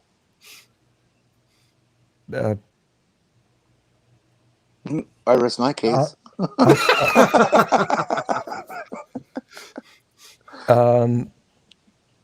know the How answer. you doing? Yeah, that's the answer. That's the answer. That's my go-to. You know, when I have when I'm stumbling, how you do it? How you do it? The correct answer. The correct answer is 7.4 on a Thursday. Yeah, I looked it up. It's an asteroid. Okay, and Renee says it's moving away from us, so it's not really a stable orbit. This is weird. There's its orbit. Is it visible from with the that's naked awesome. eye? No, it's too small. But its rotation around the sun is about 365 days, just like us. Yep. And it seems to be tracking the Earth. It's not actually orbiting the Earth. Okay. No, So it's kind of moving parallel to the Earth around the sun. It looks like it's getting closer and closer to the Earth. It says it was the size of a cow or a hippopotamus. Okay, yeah, that's pretty small. Then actually, technically, that could be visible from the Earth, but it would be very difficult to see. You can see satellites. Nobody's going to see it without. I saw that it would take a 12.5-inch reflector in order to see it. And most normal humans can't even afford one of those, much less know how to use it. Right. Yeah, I mean, the best I ever did was an 8-inch. And then, take that and run with it. In Colorado, up in the mountains, if you focus your eyes on a particular star or group of stars for a while, and you can't do it every time. It may take an hour or 2 hours or whatever, but you can literally see satellites moving across the sky. Sure. You can see the best starting about a half hour. But if you look straight at them, you cannot see them due to our blind spot. But you can see it in your peripheral vision, and it's just a little dot that moves really slow. Yeah. No, you can. That's awesome. You can sight satellites. Full out with your eyes looking directly at them, and they're going unbelievably fast compared to the background star. Yeah, when I was up in Michigan, because there weren't any city lights up there, we could see satellites going across the sky. If you start looking about within a half hour to an hour after it actually gets dark and you can begin to see stars and stuff, you can look straight up to your zenith and stare, and you will suddenly see something moving up there, and you'll draw your eye to it and look, and sure enough, it's going to be a satellite. What's just happened? All these people are talking crazy stuff. What I don't understand though is you look up at the zenith and see something, but what happens if you look at the Magnavox?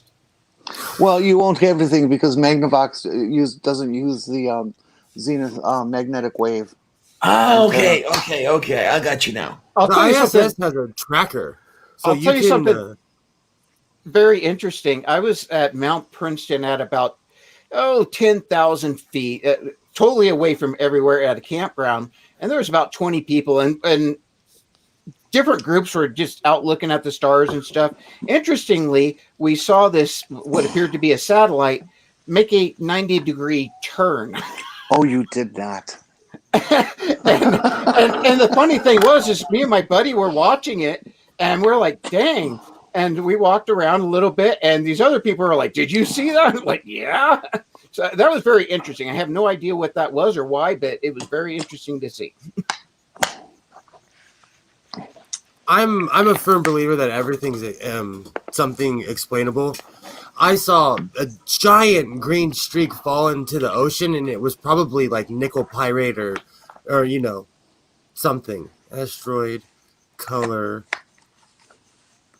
Certainly, I've had weird experiences with what people would call ghost or whatever. But the thing is yes, you can explain it away by saying it was a ghost. I don't believe it was a ghost. I was about to say, what I do is I concede that whatever it was, I can't explain it. I don't. Yeah, but as human beings, we work ourselves. You could work yourself up into a frenzy. You could believe anything.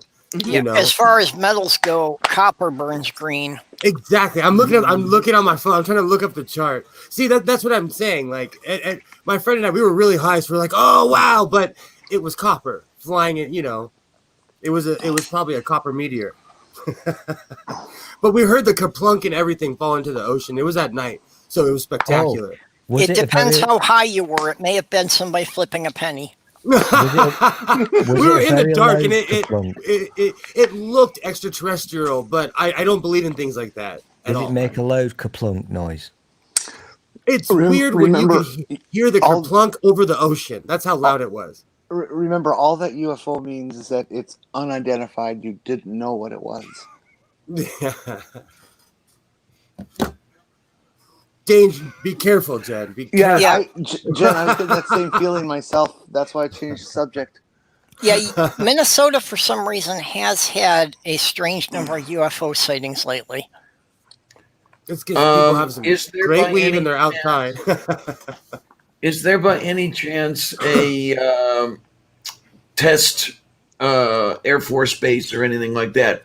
Canadian? Not that I'm aware of around here.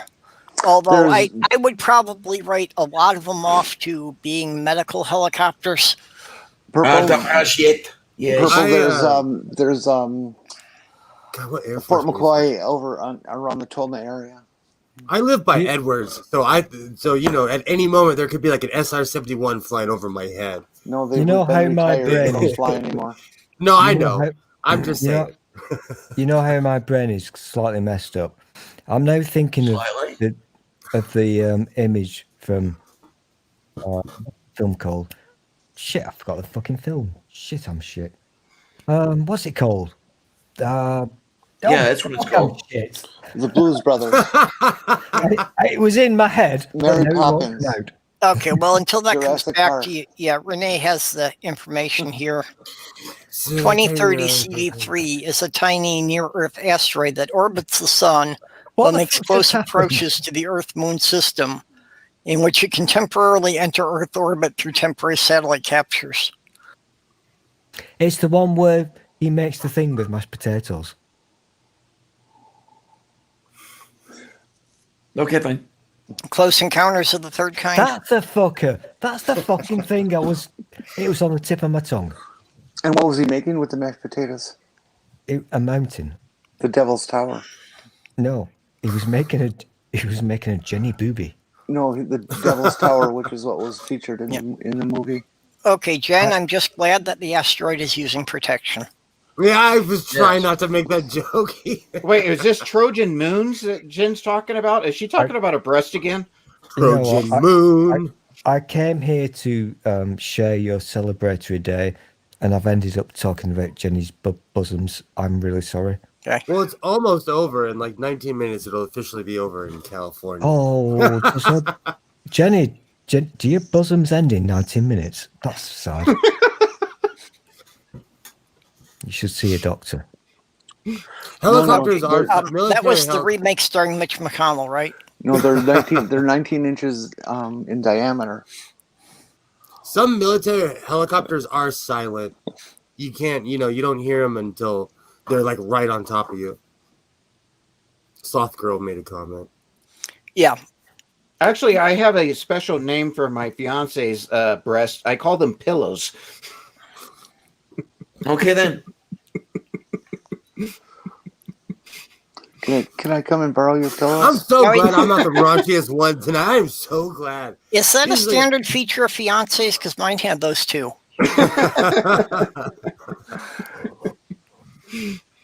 Not all. No. Please do, Jen's little corner. Please do.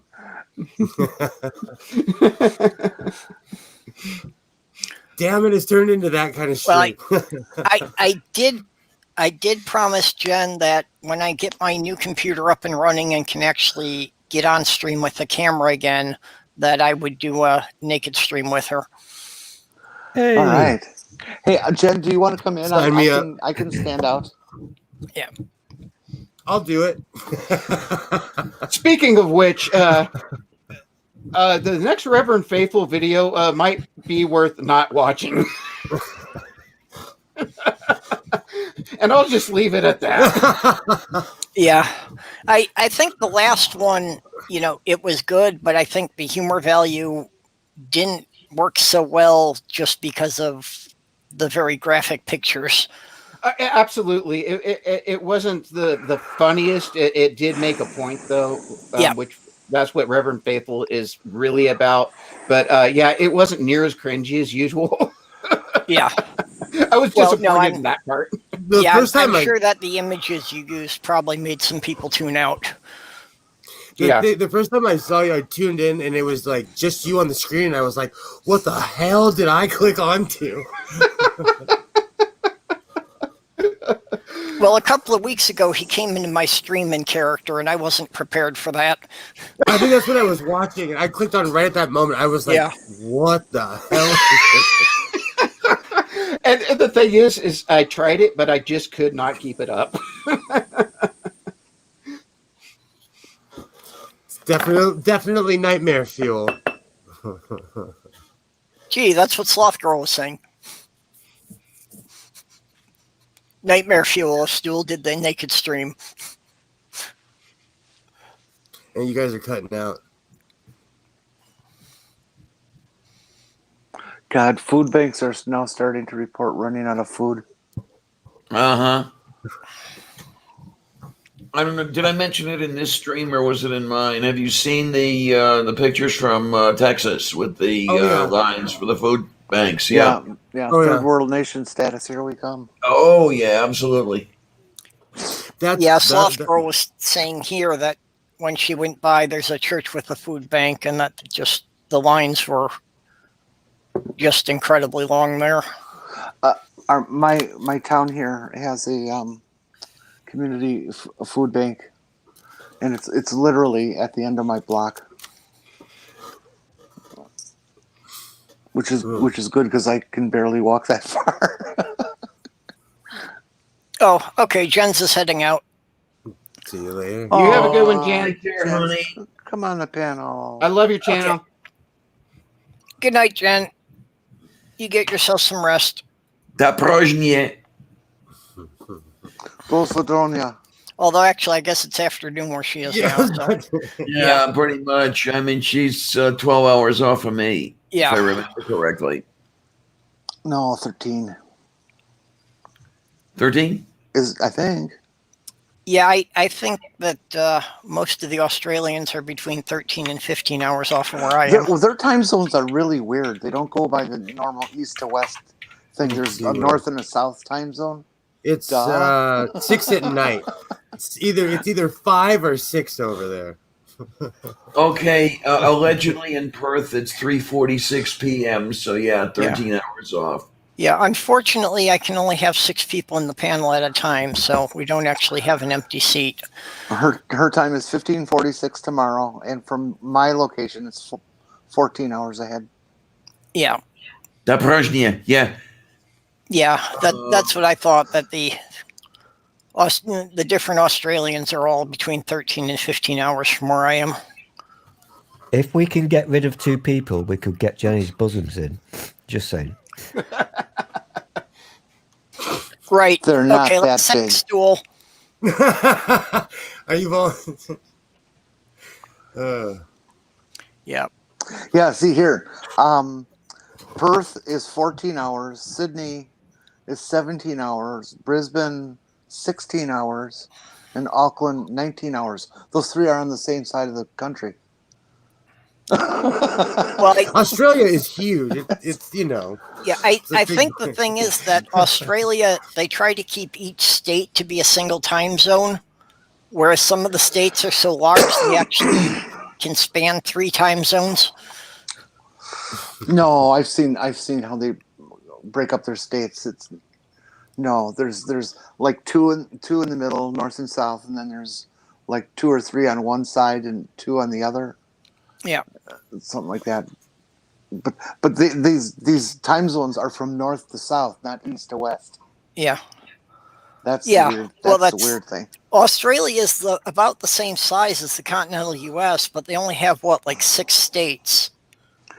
There's countries in Asia, on I believe mainland Asia, some of these little tiny things up and around the China and West End China border that have time zones of like or time zones that am I talking time zones or all of China stays on a single time zone. I don't care about them. These little countries they have like 15-minute differences in time zones from everybody around them. 15 minutes? What? Oh yeah. Canada has one time zone that's only a half an hour off. Really? Yeah. Well, there's the most eastern region of Canada. Yeah, the most eastern region of Canada is only like a half an hour off from Eastern time, I thought. Well, that's extremely confusing. That Newfoundland is an hour and a half different to Eastern. Remember Nadine is there. And, right. Okay. Is it an hour and a half? I thought it was just a half hour. Hour and a half. So, when we would coordinate, I'd have to remember that there was that extra half hour in there. I don't understand why any place would do that. There's nothing more hilarious. And isn't Canada the only nation that has named states after dogs? The funniest thing ever is listening to Americans trying to work out time zones. It's fucking hilarious. It really is. Well, your entire country fits in one time zone. And who's laughing? You little. What are you talking about? His entire country fits in a thumbtack. and who's laughing? What is the time zone difference between here and Denver, Colorado? Between you and Denver, Colorado? Nobody gives a shit. Yeah. Denver is 12:49 right now. Well, he does have a point there that Colorado was the first state to legalize recreational marijuana, so there is no excuse for anyone there to ever give a shit again. Ever again. Here as well. Very, very good. Just remember the bottom line, Stool. We kicked your ass. No, you didn't. Yeah, we did. Prove it. That's why it's the United States of America, not the United States. Show me the receipts. Stupid Britain. To be fair, no, we didn't. No, they kicked their own ass. No, the Revolutionary War was between England and the colonies, and it was won by the French. Yeah, that is true. The French on won. the ocean. And you know what? You guys are now getting boring because, let's just be honest, eat your turkey. I won, you lost. Get over it. Okay.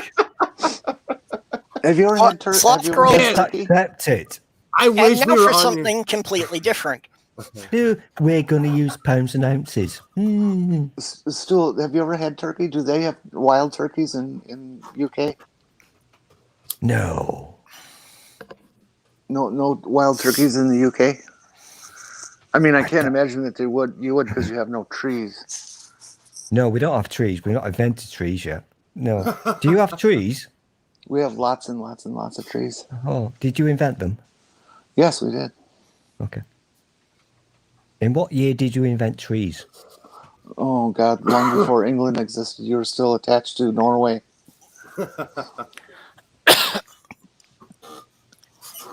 This is why I hate Thanksgiving, because you are all utter fucking Sloth just Girl has so been full of wanting me to show off bullshit. what we were doing all evening. So finally got to build one of my big Lego sets. So wait, no, if you Awesome. show that off, no, okay. Heck No, yeah. Yeah. I had We one got- of those when I was a kid. Yeah, we built the pirate ship today. It took us about 4.5 hours to build this. Awesome. Let's go. Heck yeah. So that's the mermaid figurehead. That's awesome. Yeah, what was the... God, that reminds me when I was a kid. Yeah, this one was... yeah, this is definitely the biggest Lego set I've ever built. Was 1,260 pieces. Good night, Dick Dachshund. Take care, Dick. Be nice. That's awesome, Purple. Oh, good night, Dick.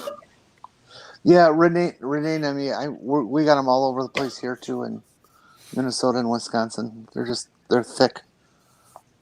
Don't ever hit one with your car. They'll go right through your windshield. They're quite dangerous that way. Yeah, they're also a bit psychotic. Yeah, they Anything are. reflective, the males will often take as being another turkey and attack it. Mm-hmm. So they've been known on many occasions to like beat the hell out of car doors. The turkeys have expanded so much in the country since the conservation efforts that they're now a problem in a lot of major cities. Yeah. Oh Really? no, I'd seen them running down the street in St. Paul. You do not want to be attacked by a male turkey who's pissed off. They are like a vicious. duck? They not only have their talons, on their toes, but they have this big nasty saber at the back at the back of their heel that can just open you up. They're quite dangerous. I'm fearless when I have my cowboy boots on. I think I can kick anything. They're going to fly up to go after your face. Random fact: Yeah. the turkeys that you buy at the grocery store cannot breed. They have to be artificially inseminated because they are so fat they are unable to actually breed. That's cool. And So somebody gets paid to be a turkey fucker? yeah. essentially. God, write that down. That is what a new insult I'm going to start calling people. You turkey fucker. You turkey fucker. Actually, Your they're fucking Have your artificially hand up inseminated. the turkey. Don't mock, it pays quite well. Yeah, when you And have all then- those kids, then you're responsible for. And your meat birds, like your Cornish hens and so forth, they have to be butchered. At, I can't remember. It's like 5 months or so. The reason is they grow so fast. They've been bred to grow so fast that they will grow out of the skin and their skin will split. Wow. So they have to Really? be butchered. Yeah. Wow, that's gruesome. Yeah. It's I like Cornish game hens. I do too. Absolutely. Hey, I love those things. Did you do that meal with your kid like I suggested? I actually did, and it worked. I bought a whole chicken. Cool. Yeah, and we tied it up and everything and did stuffing and everything. It was actually a great. I did. I'll send you. I took pictures. I'll send them to you. I actually took you up on your idea, and it worked. Because I'm not a fan of turkey at all. Okay. Did None. anyone else have the problem of wanting to wish their friends a good holiday, except they're half Native American? I never ran into that problem. No. I can't say that hasn't been any worry for me. I kind of don't say anything to most of my native friends on Thanksgiving. Yeah. I kind of try not to, like, I don't know, because as American, like, I can only speak for myself. I say insensitive things sometimes, not even trying to, you know. I so was watching be ABC respectful. News tonight, the evening news, and they did about a 4-minute story on why Thanksgiving isn't exactly a proper holiday because of its true history. Mm-hmm. Is it a complete lie? I read there's a book I read. It's called "The Lies My Teacher Told Me." God, it's somewhere in this. Basically, what happened is that the Pilgrims were on death's door, and the Indians kept them alive by feeding them and stuff.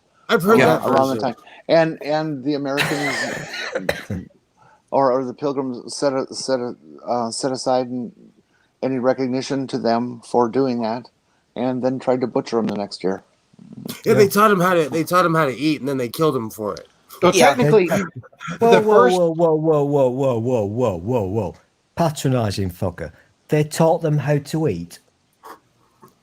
Well, they taught them how to grow survive, crops. You guys, in your country, you still eat blood pie. And remember, these weren't really Americans; they were British people. In the UK, you guys still eat like you did 500 years ago, 244 years ago. Listen, you guys win. We fucked up. We invaded your land. We killed a lot of people. We spread disease. General Jeffrey Ashton. He's the one that gave the smallpox blankets to the natives. Okay. Like some kind of plague. Sir Jeffrey Ashton. Yeah, it was Sir Jeffrey Ashton. Dude, he gave the smallpox blankets. I apologize, but I'm not going to give you any money, okay? Okay. Let me explain. I want to say, don't blame me for any of this shit, because I have no ancestors from the United Kingdom, and none of my family was in this country before 1904. I try to look at history with indifference. Just like you can't have to be mad at somebody, so I look at it like it already happened. Yeah, it's in a more matter of fact at this point. Yeah, you have to. Things that happened 100 years ago, you certainly can't hold people who are alive now accountable for that. No, not in any way, shape, or form. So I'm a tactile person. The story of the first Thanksgiving. What we learned in school was the Indians and the Pilgrims got together and they all hugged each other and sang Kumbaya. What actually happened was they were basically starving. They did have some food, don't get me wrong, but a Native American hunting party happened through that area, and the Pilgrims were terrified. They were terrified. They thought they were all going to be killed right there, and so they offered them a meal because they were like, well, shit, if we don't, they're going to kill us. And that was what the first Thanksgiving quote really actually was. But we only have one account of that, and it's kind of vague. We don't know that there was a turkey there. It was fowl, I think that was mentioned. Is he being serious? I think I'm being serious. Now, what I learned, it was not when I was in school. I learned the whole propaganda thing when I was in school. Later on, hang on. I was told good night, Bob girl. Good night. First Thanksgiving was the second year that the colonists were here. That first year they were at death's door and the whole bit, and they were nursed through the winter. And the locals taught them how to grow because they had no idea at all of what would grow here, how to grow it here. They were they were from that little shit island over there, okay? So, and then it was 1621 is what I was told anyway, finally, that the whole Thanksgiving thing occurred. Now, that may be bullshit as well. Of course, the best thing about Jamestown is that ultimately they all died. There is an account that posits that they may not have all died, or was that Roanoke? I think that would be Roanoke. Okay. Jamestown was a complete failure. Do you do you get what I was saying earlier about how Americans are conditioned to believe bullshit? Mm-hmm. You're demonstrating it now. Some Americans are, yes. I wonder if there was a turkey there. No, there wasn't. As far as we know, there was not. It was mentioned. What was mentioned do you mean, was as far as we know, there was not. No, there obviously was not. No, probably not. We're also conditioned to believe that benefit of the Great Britain is a good place to be. Yeah, but it's the stories we tell ourselves, and it becomes the telephone game, and we believe it, and then it becomes lore, then it becomes history, and then we're wearing funny hats and calling it a holiday. Well, that's the problem. Benefits of the doubt. That's what I've touched on. The people on the ship found a turkey. Yep. And actually, that story itself, I don't think was told until the late 1800s. Yeah. That's when that story I've touched evolved. on when I've done history things is that This is true. we don't celebrate history, we celebrate mythologies. Exactly. Yeah. Mm-hmm. Just when I was telling people about how many people in my family fought in the Confederacy, people are shocked because we tell ourselves these stories, then we believe them, you know. But history is a funny thing.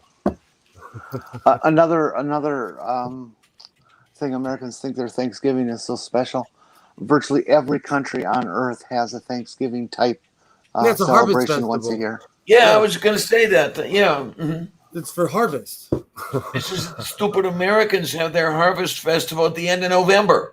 What are you harvesting at the end of November? Well, to be fair, I'm sorry, but there's still crops in the ground around here that they're harvesting. Oh, it's all year my round. word! What seriously? What do you harvest at this time of year? You let the corn stand to dry. You let the soybean stand to dry, and then you get them out just before the snow hits. Well, and especially the crops, the potatoes and carrots. And that's all seed corn, and Answer the question. What do you harvest? Cranberry sauce. And turkeys from. Well, the squash doesn't come in until October. Mm-hmm. And then the root vegetables like carrots and potatoes, you can wind up harvesting right into November. Mm-hmm. Okay. If you provide a little protection, well, this would be for home garden. If you provide but none of those were available for the pilgrims. If you provide a little protection for broccoli, you can get it to grow through December. And to touch on what Diana was saying, the ship that came over with the pilgrims was full of basically like carpenters and stuff like that. It was industrial endeavor, so to speak, at the time. And they did not send over anyone with any knowledge of agriculture. That's absolutely bullshit. Where did you go to school? That's completely and utter nonsense. Actually, he's right, particularly the carpenters, and a big product for the colonies was turpentine. Oh, because right. No, yeah, by that point, this Britain is American already, history. This is not reality. Britain was already having a problem with deforestation. Mm-hmm. So a lot of them were sent over here just to exploit the vast forest. Mm-hmm. So what did they do? They ended up, deforesting the North American continent. That's literally not a thing that ever happened. I've no idea what you fuckers are taught in school, but that is not a thing. You would be. And see, the great thing was we what was it? Cortez and all those folks already had brought plague and so forth to the Americas, so it killed out. I think it was estimated possibly up to 90% of the Native Americans. And so, what happened? System. Well, that's actual history because people wondered where the Native Americans had gone, and then when Lewis and Clark headed west, I don't know if it was Meriwether or Clark. It was one of them. They wrote there are more Native Americans in Oregon, well, what we consider Oregon, than he said in all of America. He got there and was like, "Holy crap! I now know where they are." They just literally started heading west. They were getting away from what we, call second Americans. Meriwether Lewis. One of them wrote in their journals, the second they crossed the Columbia and they came into, the Willamette River, they came into what is Portland, and they were like, "Holy cow, there's a ton of people here." Like thousands upon thousands of people were there. Where did they go? And one of the saddest thing is when Lewis and Clark did go west, they would hand coins to people and tell them, "You're an American now. You're an American. Here you go. You're an American." Yeah. There's some crazy stories that came out of that expedition. Mm-hmm. And you've just told a few. I love American history. I'm sorry. I'm indifferent. they brought genocide behind them, but it was, they almost died twice. Sacagawea. I'll spare you my half-an-hour speech on Sacagawea. Quite literally, the reason we have this country is because of her. At least the West Coast. I don't understand why in the Disney movie they didn't show her running around naked in the village. Why didn't they do that? She carried a kid and translated because language. She was a mother. She carried a kid and translated language. She didn't even know half of these dialects, and she figured them out. And they were speaking French and English. I find this terribly interesting because... You're welcome, Andrew. I'm being serious because what you guys are relaying to me is complete and utter fucking bullshit. So I would really like to learn what you people are being taught at school when you're children. Because very little of this is what I was taught in school. The world happened. They don't teach about Lewis. I'll tell you what we learned in school. Shoot the damn redcoats. Yeah, no, in 1814, we took a little trip with Colonel Jackson down the mighty Mississippi. That's what I learned in school. We're extremely biased. We're extremely biased in this country. They don't even teach us about the War of 1812. I learned more from Google and a Johnny Horton song than I ever did in school. Yeah. One thing that pisses me off about world history and American history as part of that is, who the hell did the French think they were, selling us the Louisiana Purchase when it wasn't their land to begin with? They got they claimed it first, I guess. And at what point is Russia going to ask for Alaska back? No, we paid for that. We've already talked about it. Well, one bit of history not many people are aware of is that Alaska was actually proposed to be the site for Israel. Oh, yeah. Wow. That's slightly true. Well, they should have done that. Yeah. Wow. That would upset Sarah Palin, would it? Because Sarah Palin would have never existed if that was true. There wouldn't be. I've got to be honest. I know she's like a mental deep fucking lightweight, but I do like a bottom. So you're hot for Sarah, huh? No, not hot, but I just like a bottom. But yeah, whatever. I'm weird. Well, we knew that. Okay, apparently we need to go to Godless Sewing for pronouncing French names. It's my Twain. No, I lived in Portland, and so like I would I saw a documentary about it. Like one of the only statues about the slave. God, I'm gonna. You told me you were a Cajun. I actually missed that. Is that That's a whole different conversation. That's a whole. I'm spicy in many different ways. He told me he was from Belgium. Has he been telling you lies, Jenny? I'm a rent-to-ethnic. If I didn't tell you what race I was, you would never. If I didn't tell you what I was, you would never be able to guess what race I was. He told me he was a waitress from Belgium. He's from Milano. I'm Maltese. Yeah. I'm half Polish and half Finnish, so the only thing the two families could agree on is they like to shoot Russians.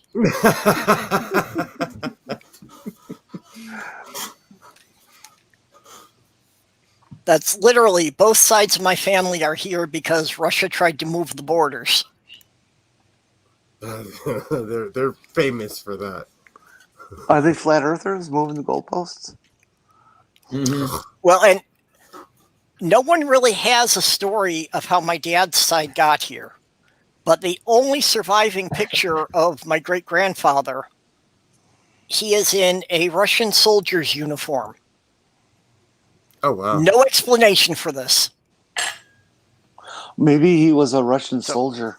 Our best guess is he got conscripted into the Russian army when they invaded Poland, and he somehow defected and got onto a ship to America. That's our best guess. I believe I recall reading about World War II period history, and the Russians didn't do that. Oh no, this was before that. This was around 1900. Oh really? Yeah. Well, I've got to take off. I've got to go enjoy my pillows. Oh yeah, It's getting late. Yep. You're one of the lucky ones. So I will get out of here. Well, I hope you had a good time. Being on the stream. It's nice meeting speaking to all of you guys. Well, thanks for hanging out with us. Yeah. Or good morning. Alrighty, good night. Good night. Yep. The mom was born in the Dalles. Yep. If you want to check out Compelled Unbelievers channel later, the links will be in the description. Oh, it's been a while. Tuwalip. And oh man, it's been a while. I had great times in Oregon. I had great times. That's why it was sad to see what Portland's turned into. Tillamook. It's the Dales, Tillamook, Tuwalip, Puyallup. Oh, I used to know how to say that because I had rabbit ears, so I'd watch the news every day. Sorry, did I take that off the screen too soon? No, I'm trying to pronounce Puyallup. I used to watch the news. You know, I honestly miss having rabbit ears and not having as many options as I have now.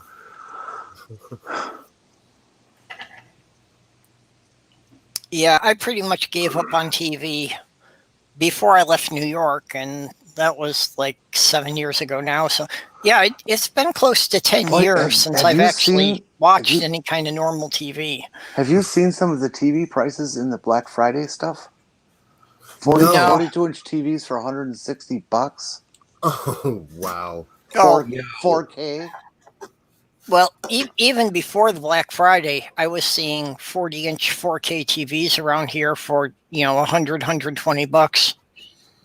Well, the problem anymore isn't buying the television; it's hooking it up to the fucking cable at $150 a month or more. Yeah, it's the service, and that's why we had given it up. Because in New York, it got to be that the cable was getting to be $100 a month, and that just wasn't in our budget. Yeah, there you are. I'm on all over the air. I won't pay for cable. You should maybe move to a country where television is free. It's like not here in free. America? You pay taxes for having a TV set. Don't you have to get a license? Do you have to get a TV license? No, that's American bullshit. No, I'm just asking. I'm not even... Yes, they do. No, we don't.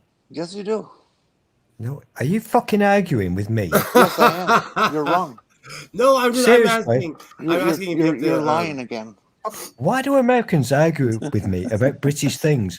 Why the fuck do they do this? Because you argue to us about American things. It's a two-way street, sweet pants. Yeah, whatever. It's a one-way street, and I fucking own the car. How you doing? How you doing? How you doing? How you doing? Oh, see, now that we have an open space, Jen's not going to come and show up now. Is Jen After all that coming? talk. Okay. Seriously, I've been waiting for her bosoms. Is she not coming? No, she's gone. She's probably. Yeah, well, fuck. Okay. Something I don't quite understand here is I'm looking at this, and wherever they're getting their information must be full of shit, because you've got cost of a license. The level of the fee is decided following periodic negotiations between the UK government and the BBC Trust. Between April 2010 and April 2017, the license fee remained constant at £145.50 per year. As of 1 April 2020, it cost £157.50 for a color and £53 for a black and white TV license. That's from television licensing in the United Kingdom. Should I apply for a TV license? on gov.uk. Sure, and then call them the next week and complain about reception. I just sit here and laugh at you. I'm just mad because I'm going to tell you the honest truth. I'm mad that they took all their programming off of everything. So they put everything. If you live in America, they put all their stuff behind a paywall. I used to watch Doctor Who ad nauseum on Netflix. They took it off. They have their own streaming service. Hang on a minute. Hang on a second.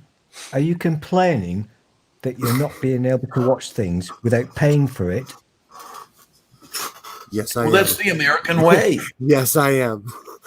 Okay, let's rewind. Come on, let's think about this. Let's rewind. All right. Rewind. Come on, think about what we're talking about. 1, 2, oh, 3, God, you people are so dumb. 4, 5, 6. Yeah, well, Sloth 7, Girl has 8, Amazon Prime 9, and the 10, BritBox with 11, that, 12, so we can get a lot of the BBC 13. stuff through the BritBox. I'm almost to the point where I'm I going have to get 13 that. channels for free.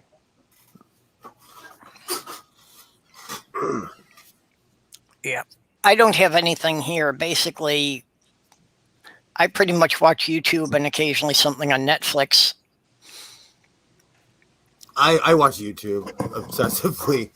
Watch YouTube. Oh, I have YouTube on many much. Yes. Yeah. As a matter of fact, that's how I get to sleep. I have my laptop in the bedroom, and I'll run, for example, Aaron Ra's Systematic Classification of Life. I'll play that all night. Say again? I do the exact same thing. Yeah. Mm-hmm. Yeah, I've actually got a cable running into my bedroom for a set of speakers in there. So I just have a YouTube playlist running all night. Except I'm concerned about the environment and my carbon footprint, so I use my iPad instead of consuming all that huge power for a laptop. I told Godless Scummer that I fall asleep to his streams, and I think he was kind of offended.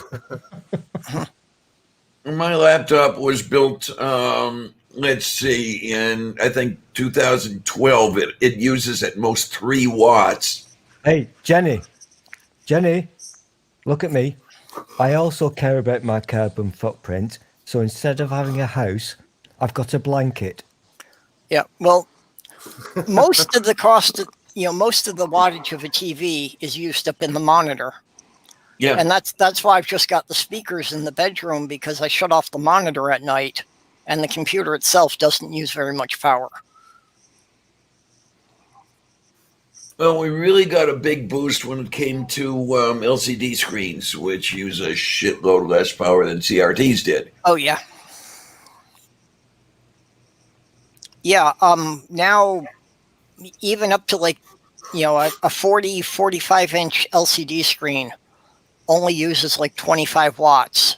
Whereas a standard CRT screen, even a 13-inch CRT used close to 100 watts. Oh, wow.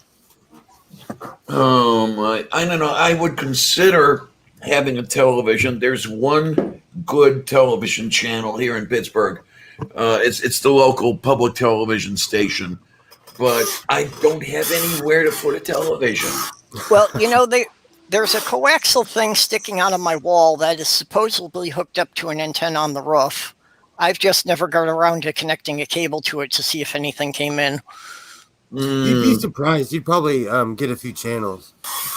Yeah, well, we're not that far out of Minneapolis, so we could probably get all the local stations from Minneapolis here. Because that's only about 75 miles away.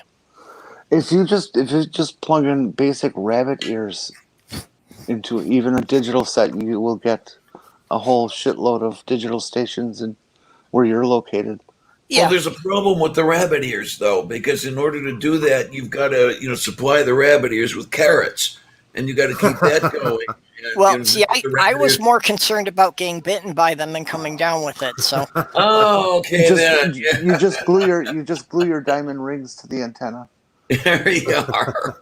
So it's a constant feed of carrots. I'm a sick piece of work. I know. Stu, you look exhausted. I'm very tired because I've been talking. I've been talking to Americans, and you know, it's hard I'm work. so sorry. I'm so sorry. It really is hard work because you're all weird and you do my head in so much. And you know what? Here's the thing, you dicks. You stick a piece of metal on your roof, you get TV. Millions and millions of channels. That's how it works. Not here. In the civilized world. Okay, Stool, just for you, I've entered that into the description as one of the topics we discussed. Talking to Americans is hard work. It is. What are you still doing up? It's like 8:30, getting to 8:30 in the morning. Shouldn't you be in bed by now? It's been tomorrow a long time over where Stool is. It's probably well, what? It's like 8:30 in the morning for you now, Stool, isn't it? 8:22. 8:23. 8:23. Yeah. Okay. You don't actually have to add minutes. Yeah. The hours are always the same, but No, the minutes. I know. That's why I said 8:30. I was just rounding it to the nearest half hour. Okay. Oh, I'm sorry. I believe in precision. We're using pounds and ounces. That's fine. No, I was can deal doing with metric time. I came here to bring joy and to help you through your day. I messed it up because I can't be fucking arsed. You're all such a bunch of dicks with your pounds and ounces. You talk shit. Okay, I have to hang up my headphones for a minute. I'll be right back. Okay. Well, at least we don't count our money in pounds and ounces. No, we don't either. Wasn't it Benson Farthings and Gillies? Gillies? What's a gilly? No, those are the original names for golf clubs. A niblet, a mashie. Yeah, I'm probably saying it wrong. You know, my references from Doctor Who. There's a gilly in it for you. Is that what she says? There's a gilly. Don't make me put my. I can't remember now. I wear glasses too, but I only wear them when I drive because it shows my age. I can't believe I put my glasses on stream. You have reading glasses? No, I wear them to drive because I can't see well far away. I can see. I can see. I have 20/20 up close. I can't see well far away at all anymore. And I should have worn glasses when I was younger, but it was all vanity, so I never wore them, and now I need them. So it's a lesson to the kids. When you get in your 40s, your eyes hate you. Well, everybody when they hit their 40s needs to get reader glasses. It's almost guaranteed that you hit 40, here come the glasses. Before COVID, I would always go on adventures. I'd get in my truck and go drive somewhere. Usually end up in Vegas, but I'd always go in the desert or somewhere. But especially if I wanted to see the Milky Way on the way to Vegas, if you veered off anywhere on the highway, you can get out of your car and you can see the entire swash. Oh well, what we can see. God, I miss my excursions out of the house. And now we're going into another lockdown here. So it's going to be another year. Yeah. It's going to be another year here. Because people are, they're bullheaded. Yeah. They don't want to follow anything. So I'm asthmatic, so I have to hide. I can't be around people who don't wear masks and don't wash their hands, A lot of people give me shit for this, but I'm not too sure that it's going to be another year. I'm thinking it's not going to be anywhere near over in the U.S. until 2025. I wouldn't be surprised. I'm being serious when I say this because of these arseholes who just refuse to do anything to prevent the spread of the disease. Well, I agree with you. No, I agree with you. We're not going to be back to normal next year. That's not going to happen. Unfortunately not, yeah. Yeah, it's bad. It's bad. Unfortunately, that was the problem from the beginning, that they were giving people unrealistic expectations that, in March, they were telling people that we just needed to do the lockdown for a couple of weeks and then things would be okay. Right. And I was telling people in March, no, this isn't going to be a couple of weeks. This is going to be at least 6 months to a year if we do everything right. Yeah, but no one's doing any. Even here, where people are observing, wearing masks and wearing gloves I'll and be doing right their back. thing, we have huge spikes in LA County. So even when people are doing the right thing, it only takes a few people to ruin it for everybody else. Yeah. And that's the problem. And that's and still to this day, it shocks me how people, they always say, they always want to argue from authority. They want an authority. So when an authority tells you wear a mask, stay inside, wash your hands, wear gloves, people don't do it. It's human nature to be dumb. I don't get it. I just don't understand it anymore. Because we're always crying for experts. Well, we have experts telling us what to do, and people don't want to do it. Well, Well, again, though, if you look at the people who are fighting it, it's the religious people. And the religious mindset is seeking short, comforting answers. Whether or not there's any truth to them is irrelevant. I agree with you. It's scary times. It just scares me that half of America does not understand what's going on. Or they have their heads so far up their duff that they think that they could shoot. You can't shoot a virus. You can't pray away a virus. You actually have to observe what people are, clean practices. Well, and you have to listen to people who study science and believe they know what they're talking about. I don't understand. I don't understand. That's again the big thing that we're going way off on is just that these people who have read a couple of news articles or more likely just listened to some things on TV think that they know more than the people who have trained all their lives to study virus infections. It happens to me if someone will say something online and I'm like, I actually live what this person is talking about. So I understand the frustration, but I agree with you. People just 100%, they think they're smarter than someone who went to college. It's sad. With their Google degrees, their degrees in Google foo. It's just sad. There you are. It's just sad. I don't know. I consider myself semi-rational, so I go with what the experts are saying. Yeah, well, and part of the problem is the internet has made so much more information available to everyone, but it has also made just as much wrong information available to everyone. And most people don't know how to screen out the difference. I think I told you yesterday. Oh, sorry. Please go The only way a lot of these folks screen out is, okay, is this something I want to hear? Exactly. Is this something that I'm, and the authorities are the authorities that tell me what I want to hear, I'm going to listen to. So they're really not looking for authorities. They're really not looking for information. All they are looking for is some way to justify what they want. Just the other day, someone I considered intelligent and someone I respect spouted out some extremely scary right-wing things where I was like, this is beyond Fox News what this person was saying. And there was conspiracy and they're coming for this and that. And it didn't happen when Obama was president, so it's not going to happen, when Biden's president. The fear mongering that's going on in this country is unreal. I think one of the things that scares me is that I came from a really integrated society. So in my naivete, I thought that we were past this as long as you didn't live in the South. Shit, no. But I've been to Pennsylvania, and so I've been around America, so I discovered the truth. Just curious. Where in Pennsylvania did you wander? Just curious. I took a trip from the 10 freeway in Santa Monica all the way to Georgia and all the way up to Maine. So it was like more of a passing through kind of thing. Like, oh, wow, I'm here. You get out of the car just to say I've been there kind of thing, Gotcha.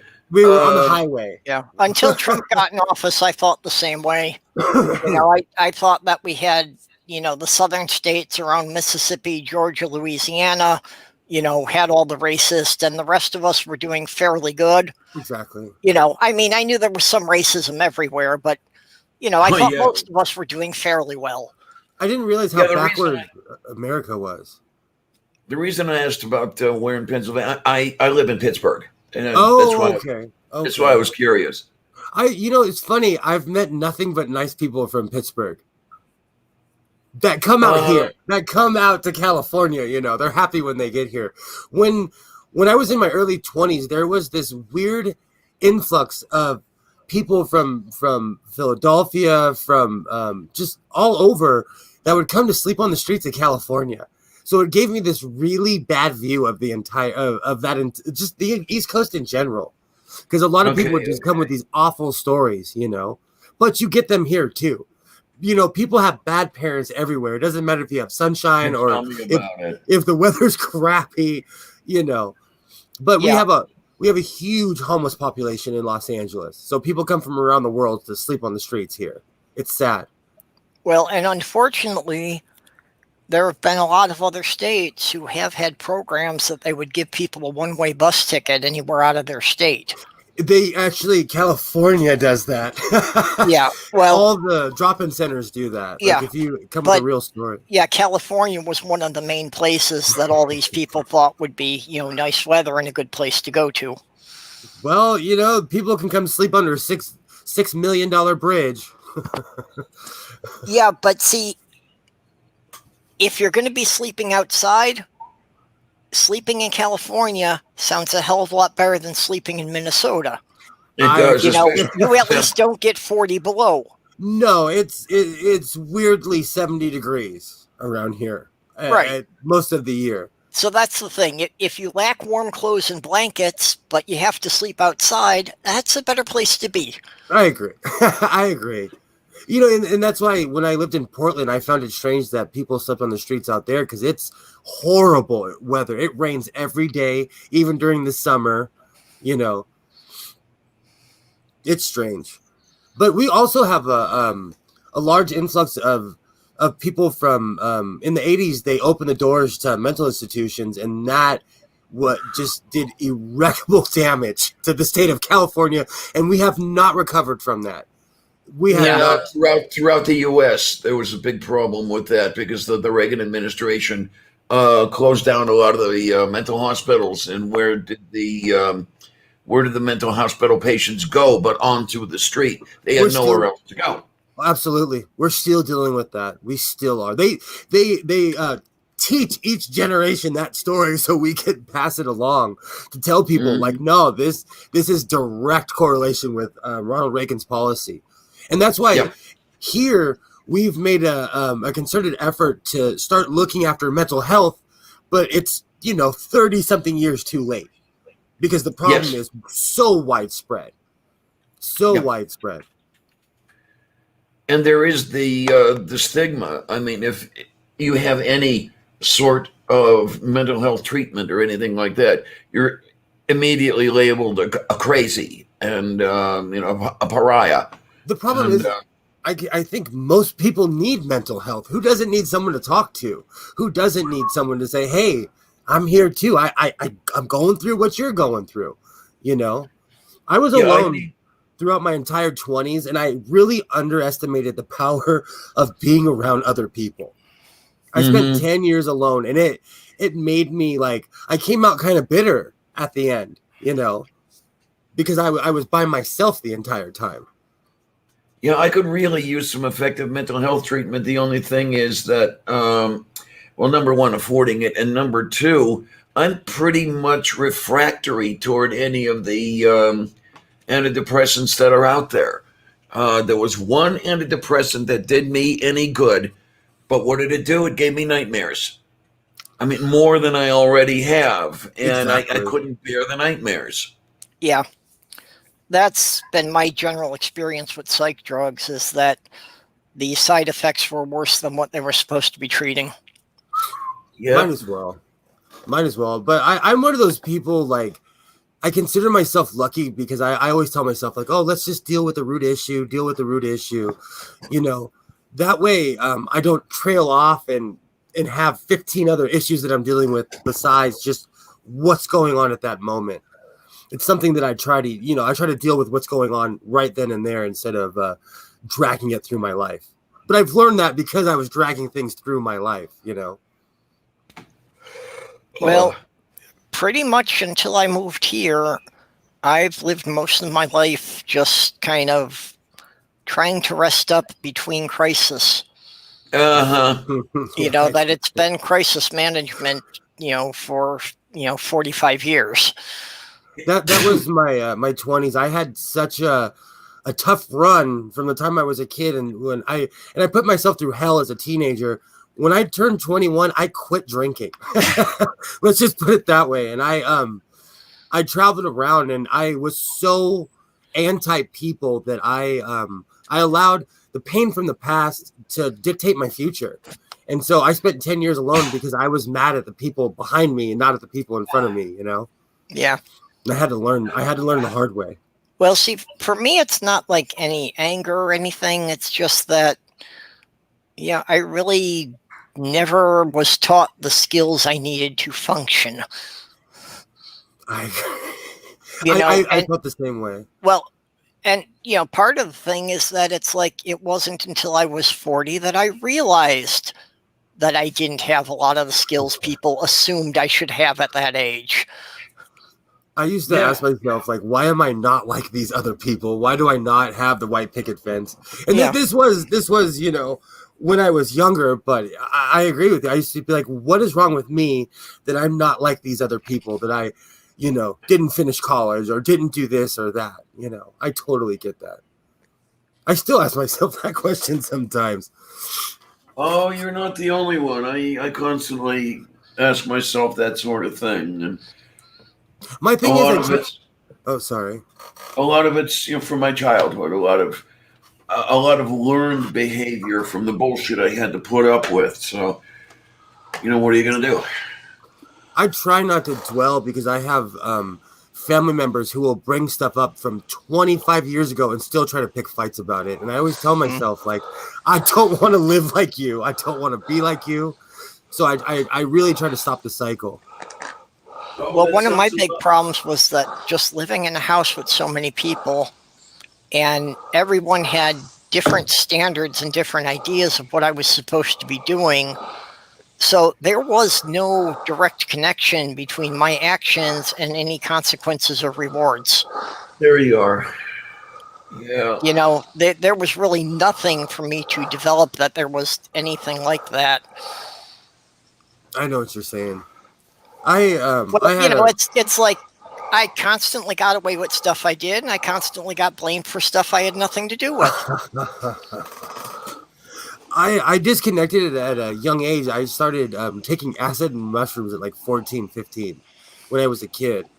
And it helped me completely disconnect from my family, because on the weekends I would go disappear with my friends and then stumble home and pretend like I was okay, and then, sit in my room and just kind of veg out. And it's sad that I needed that escape at such a young age, Yeah, it is. But I grew up in a hardcore Catholic family where it's like, I am so sorry. Oh my word. Repression is evil, And I don't believe in good and evil, but I'm just saying, like, people are just, it teaches people to be awful towards each other, because to me, religion is control. So you're teaching, as each generation goes along, you're just teaching people how to control each other. Yeah. Yeah. As one ex-Catholic to another, I feel you, babe. Thank you. Yeah, well, I started out in the Catholic Church too, but I left fairly early, so. I went all the way until I fulfilled the duty. Basically, I went to confirmation, but where I'm from, you go to CCD classes and then you go to confirmation classes until you're 17 years old. Because I went to public school. Yeah, well, see, I dropped out of that, so I'm the only member of my family who never got confirmed in the Catholic Church. Wow. Did you drop out, or did they ask you to leave? I forget which. Well, actually, they asked me to leave when I was 8, but, they still kind of tried to make an attempt until I was a teenager. Okay. But, I couldn't stay with it long enough to get to the confirmation. I'm saved. I was properly confirmed. I don't like my my mom, that's her new go-to. Whenever the word atheist gets brought up, she'll say, "At least you were baptized and confirmed." And it's a gut punch. It's a gut punch and a turn. Every time she says it, I'm like, "Don't react. Don't react." Because she's literally negating what I'm saying and stepping over. Oh, no matter what you say, I have reassurance. Yeah. It's awful. That was the female slimy bastard. She would always give me a hard time about me being an atheist. She would say, "At least your sister has a religion." Now, remember, my sister went. I like to tell the story. Those two raised both of us Roman Catholic. I found, she found Jesus. I found Carl Sagan. She became the most annoying Pentecostal I had ever met. I mean, she was the one rolling on the floor and speaking in tongues and all that bullshit. I have a saying, born again, anything is scary. Like, born again, anything is scary. I wasn't born again because I did it right the first time. I'm going to go to the little sewing room real quick. I'll be right back. Yeah. Move beef. Oh, my, oh, my, oh, my. Oh, my word, Andrew was baptized 3 times? Yay. Wow. So what, you were baptized into 3 different denominations? Is that the way it went? Because one of my girlfriends years ago spoke of that sort of thing. Yeah, I've heard of that with a lot of the Protestant churches, that when you joined a new church, you basically had to be baptized all over again. Yeah. Mm-hmm. Yep. So that meant if you decided to turn Jewish, you had to be circumcised all over again? Yeah. Well, see, that was part of what, I saw growing up, was that we were a Catholic family in a predominantly Jewish neighborhood. So, yeah. Well, just being a religious minority is an interesting experience in itself, because it's not something people can see. But when people know about it, you do get discriminated against. Oh, yeah. And absolutely. Mostly it was like, especially when I started reading the Bible, but just talking about the stuff they were teaching us in Sunday school was, when I started comparing the Bible with people who had been reading it in Hebrew, and they're pointing out all the translation errors. Because, growing up, 4 out of 5 people I knew had read the Bible in Hebrew. Because the Jews take it seriously. The Jews, you have to study the Bible. You have to study the Torah. Which, of course, if it's in Hebrew, it's all true. Yes, of course. I can't stand that argument. It wasn't a matter of whether or not it was true. It was just the question of, wait a minute, this is supposed to be the same book, so why is my version so different from yours? I've always wondered that, and that's why I keep so many different versions of the Bible right here. For whenever that argument comes up, I literally show them how many different versions I have. And every single one of those people thought they were right. They thought their version was absolute. And they literally went to their deathbed thinking, hey, this Bible is absolute, It's scary. Oh, okay. Good night, Doc. Doc's heading out. Night, Doc.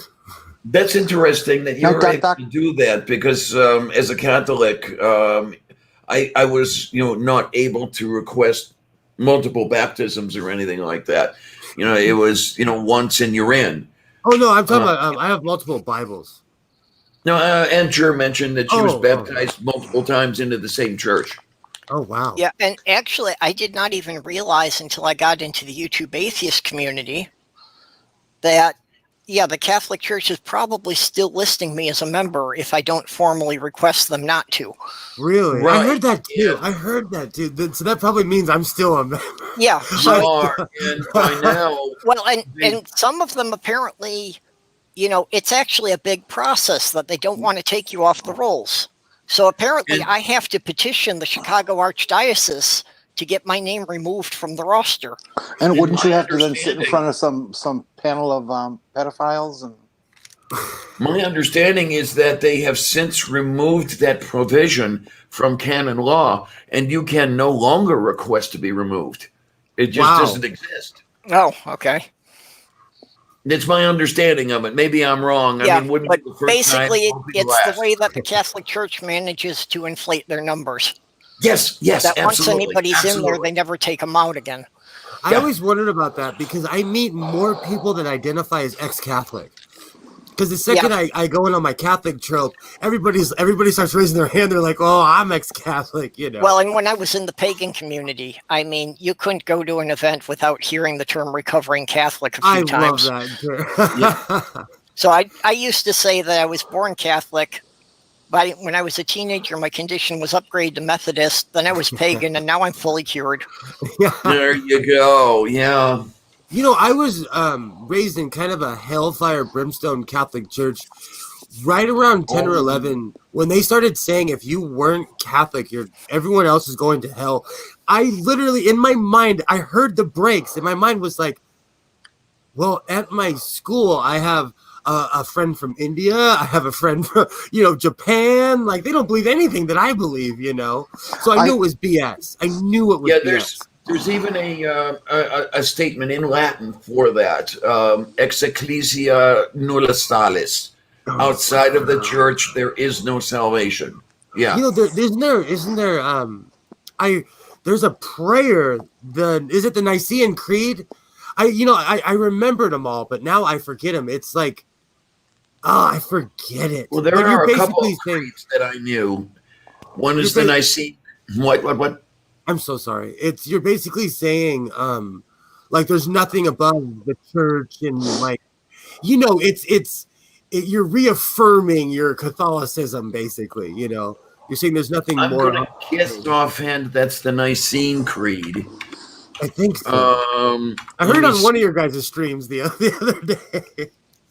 It might have been mine because I think I was reading the Nicene Creed on one of my streams. Well, I think that's exactly what it was. And when I was quite a young child, was just when the stuff for the Vatican II reform was being gradually phased in. Yeah. Okay. Does it sound like this? We believe in one God, the Father Almighty, creator of heaven and earth, all seen and unseen. Yeah. That's the Nicene Creed. It's so sad that I still remember it. I still it's back there somewhere in the head. It's so sad that I still remember that. Oh my! And then there's the Apostles' Creed, also the one you learned in grade school. I believe in God, the Father Almighty, the Maker Creator of heaven and earth, and in Jesus Christ, His only Son, our Lord. Yeah, that one. Yeah, and it shows the level of indoctrination that even though I left the church so young, that somebody starts reciting one of these things, and I remember most of it. Absolutely. Yes. Well, I'm 63 years old, and I have not been imbued in any of that shit since, I was in early double digits, and I still remember it. It's the problem. Yeah. They still say the Pledge of Allegiance at my son's school. Oy vey. And they still say one nation under God. Yes. And now that he's doing learning over the computer, I can hear it. Because I always wondered if they did, because he goes to a more where I live, it's more of a conservative area. So they were trying to get the kids to go back to school on the 1st of December. And I kind of laughed. I was like, well, good luck with that, because my kid's not going. But, as of recent events, it's not going to happen at all. Well, that's, here they had opened up the schools again in September. And so now they've had to close them down again. Absolutely. That's why we have all these spikes. 3 weeks.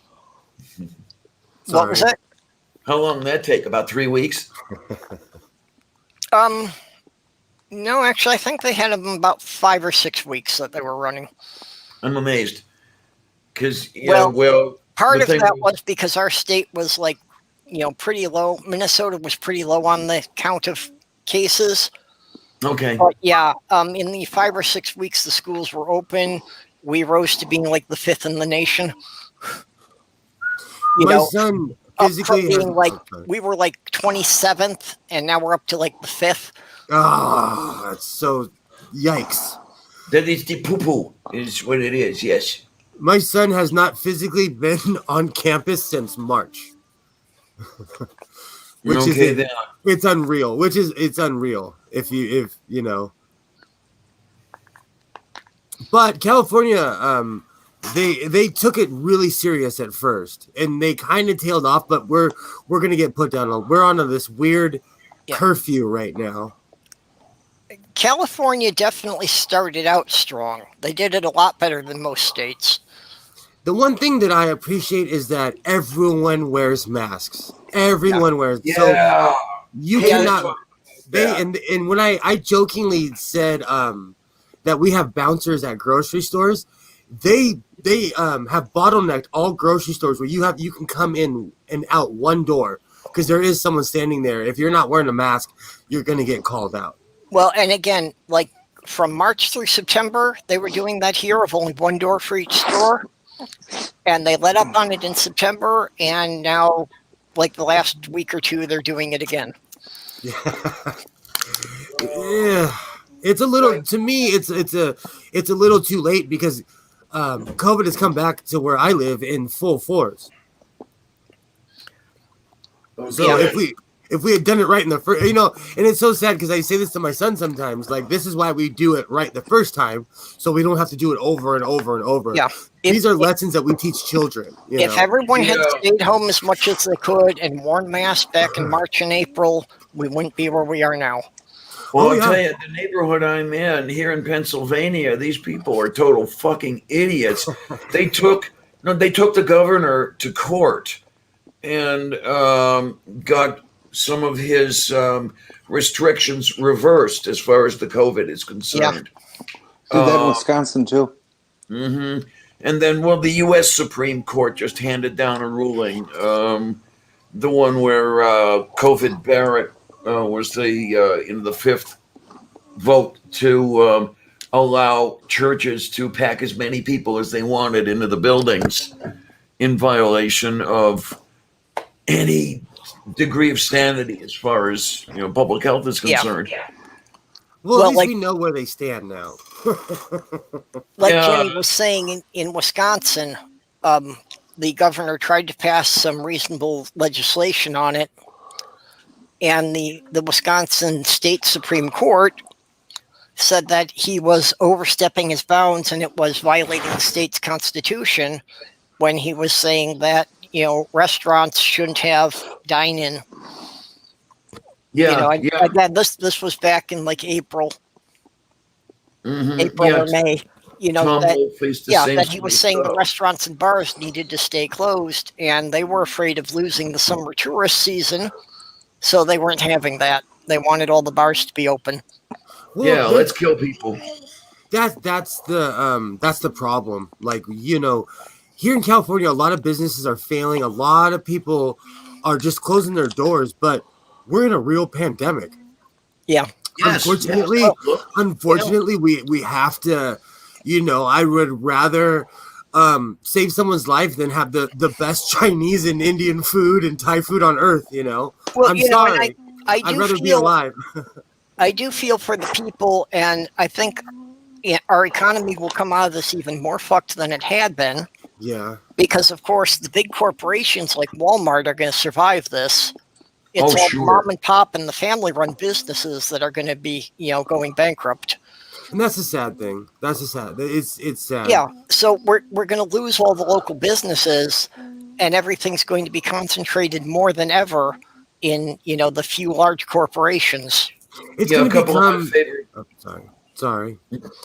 No, a couple of my favorite businesses closed. There was a hot dog shop I used to go to all the time when I was in school. This second time around, they opened when Forbes Field opened, the baseball park in Pittsburgh, before Three Rivers Stadium. They were called the Original Hot Dog Shop.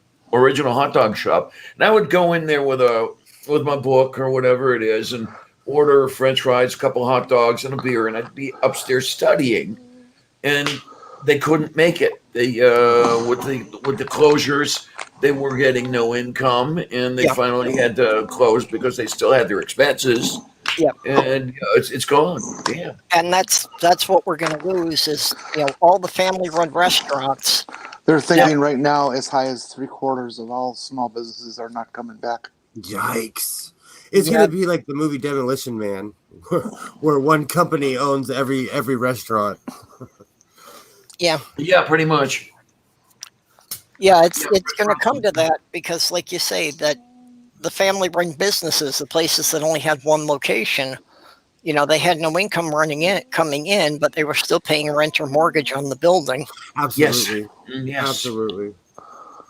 And it's like, like I say, the big corporations, they can absorb a few months of that. Hell, Walmart could absorb a couple of years of it. Yeah, very much But so. the mom and pop businesses, they couldn't go 2-3 months like that. So you you meet their expenses. I mean, you acknowledge that that's real, and that's good, of course.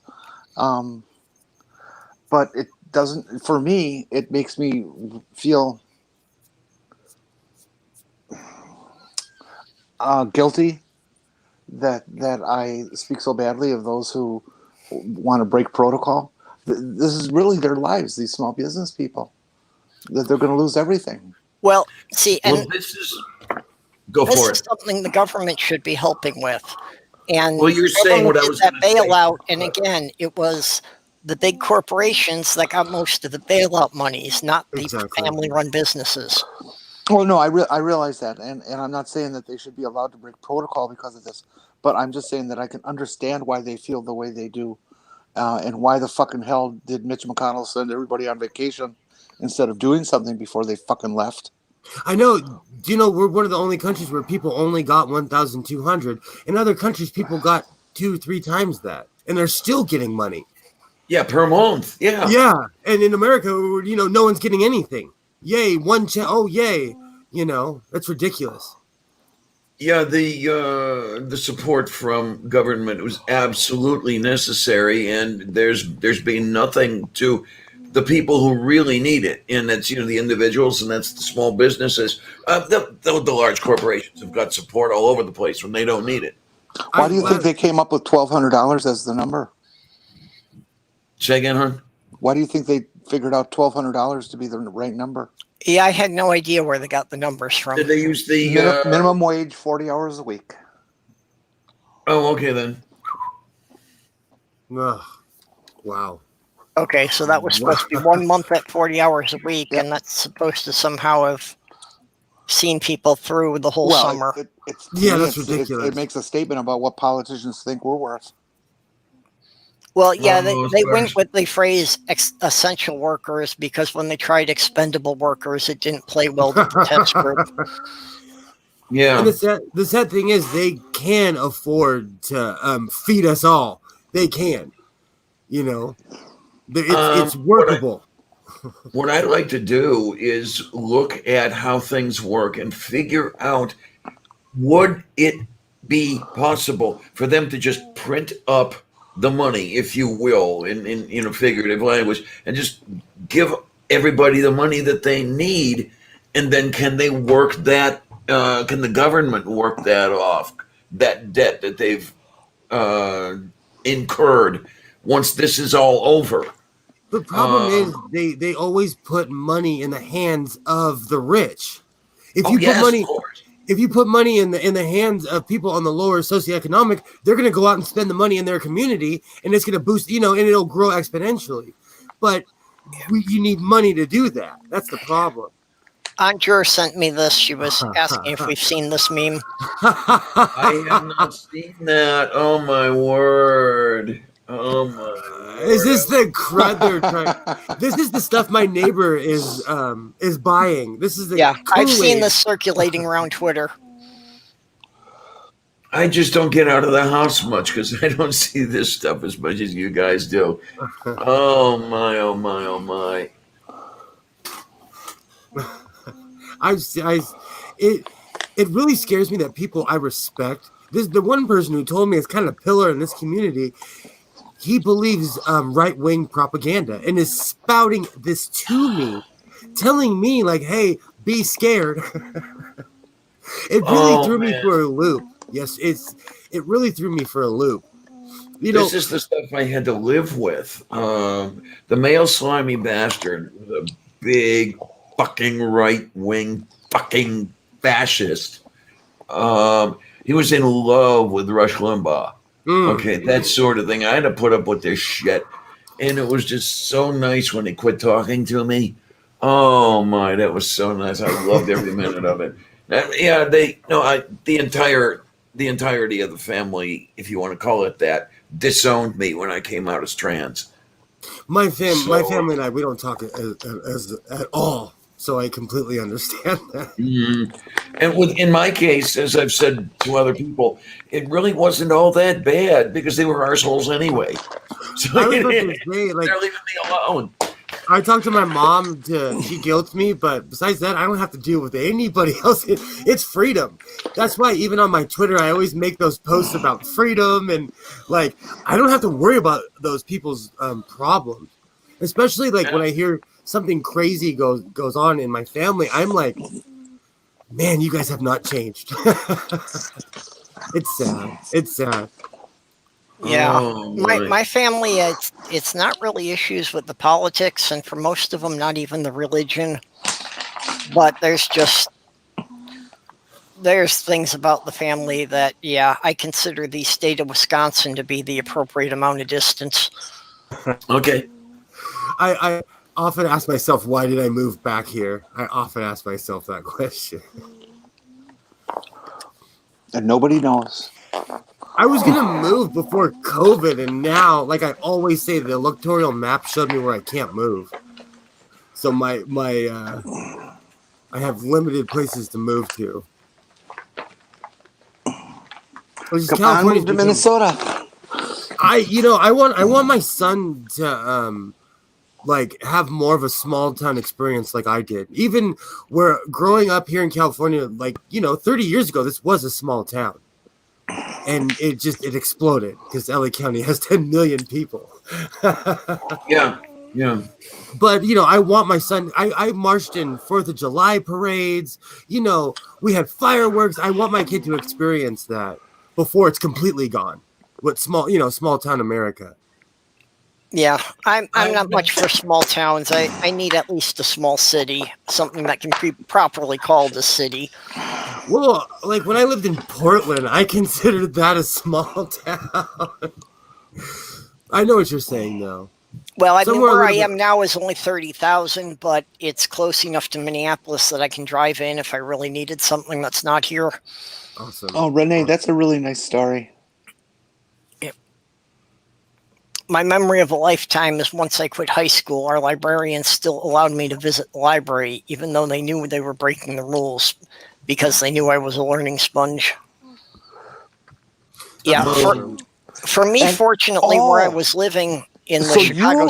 You're the one who became SpongeBob. And Dio is awesome, too. Dio is absolutely awesome. I wonder where they got such a smart sponge that could talk and stuff.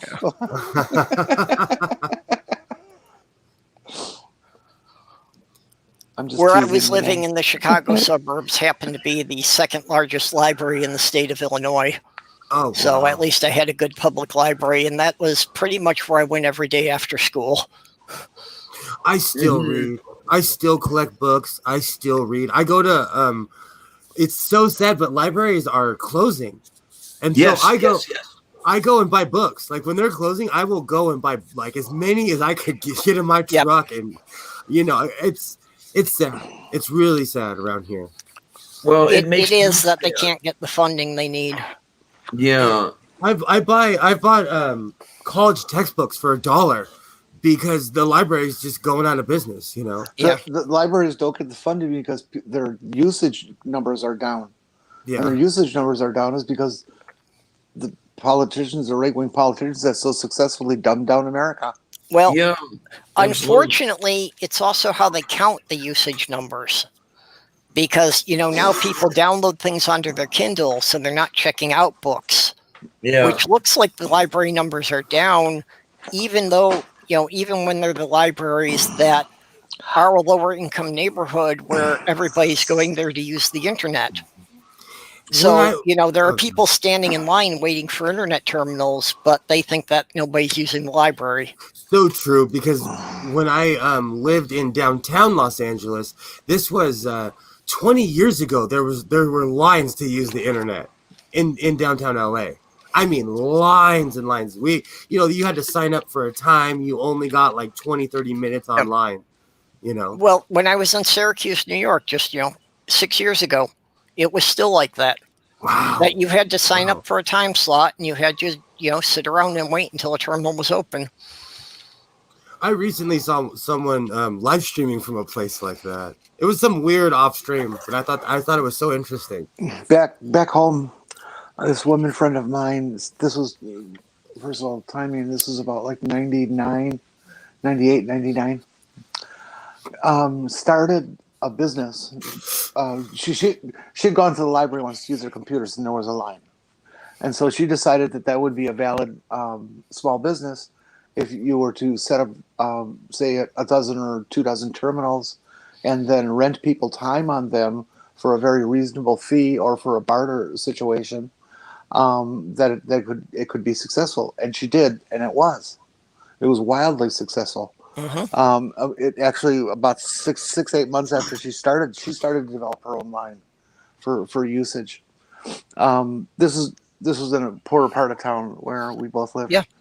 And then some punk came in and gave everything a virus and wiped it all out. And she couldn't. No, it's not funny. No, I know, it's a nervous reaction. She was not a techno geek, okay, and so she didn't know how, and she couldn't afford to pay the people to fix it, and she ended up with a dozen machines that were bricked that she couldn't even sell. Yikes! Hey, Andrew. Hey, Andrew. Hey. Enter. Yay! Hey, Hey. What did I miss in the last few minutes while I was getting my...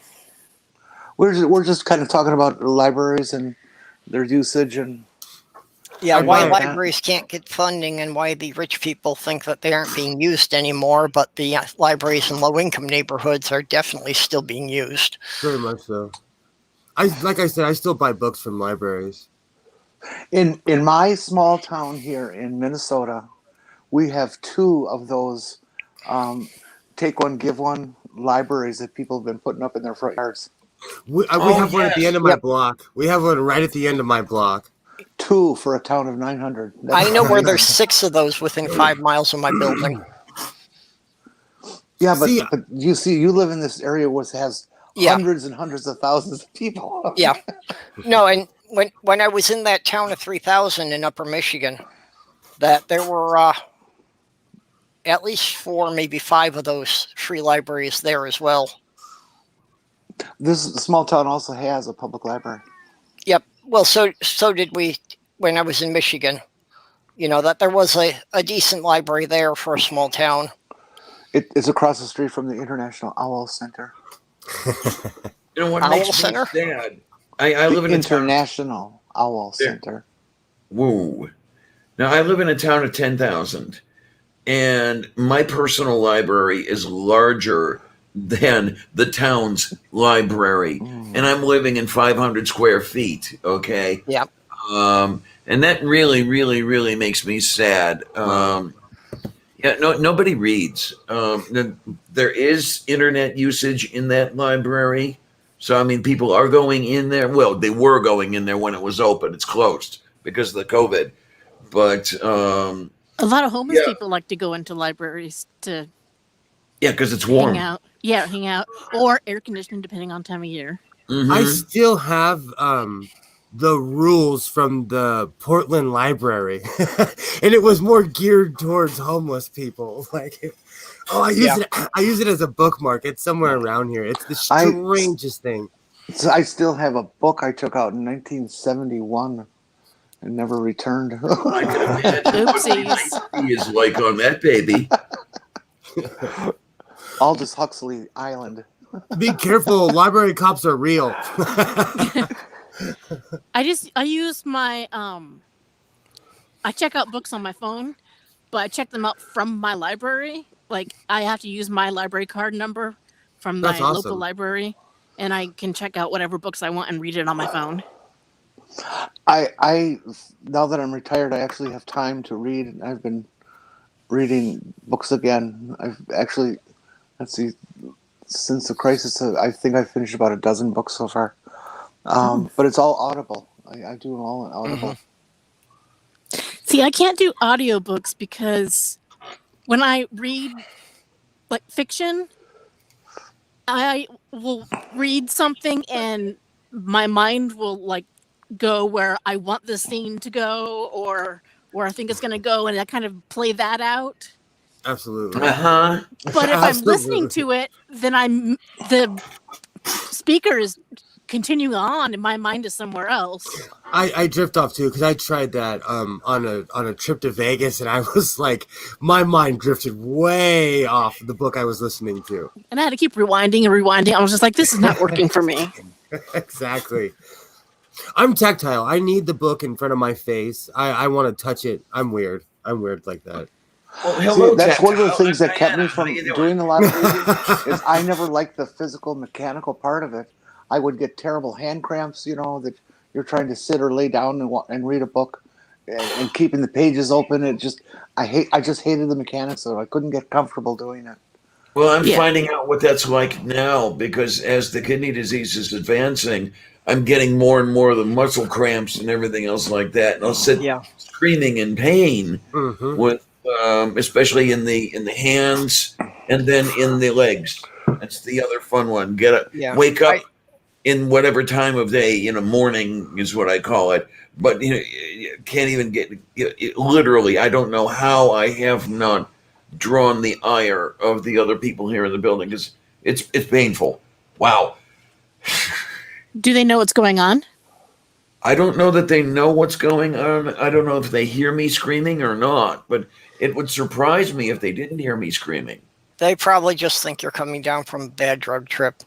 That could be. Given the neighborhood, yeah, could be. A lot of people stay quiet, even if they think someone's being harmed. They're too scared. They're I wouldn't say scared. They're just so conditioned to not act. Mm-hmm. Yeah. And, I have a fear of like having a seizure in public and people just watching me. Or I have a huge fear of that. That would probably happen, but that's because people don't know what to do. I've seen it happen, at least on TV. I saw one time there was this one woman. This was a while ago, but a woman got prosecuted for taking a picture of a man having a seizure in the aisle. Oh. Yeah, and that's so it scares me. That's awful. I'm fully CPR trained. I would take it upon myself to see what's going on. Yeah. Try to help that person as much as I could. I've actually have given the Heimlich twice to people. Really? Yeah.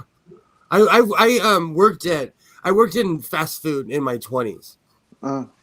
And like one in downtown Los Angeles and one in downtown Portland. And in one time, she was in downtown LA. It was an older Russian woman who she was choking, and I was bringing the food out, and I remember running through the store looking at it was a full dining room, and people were watching her.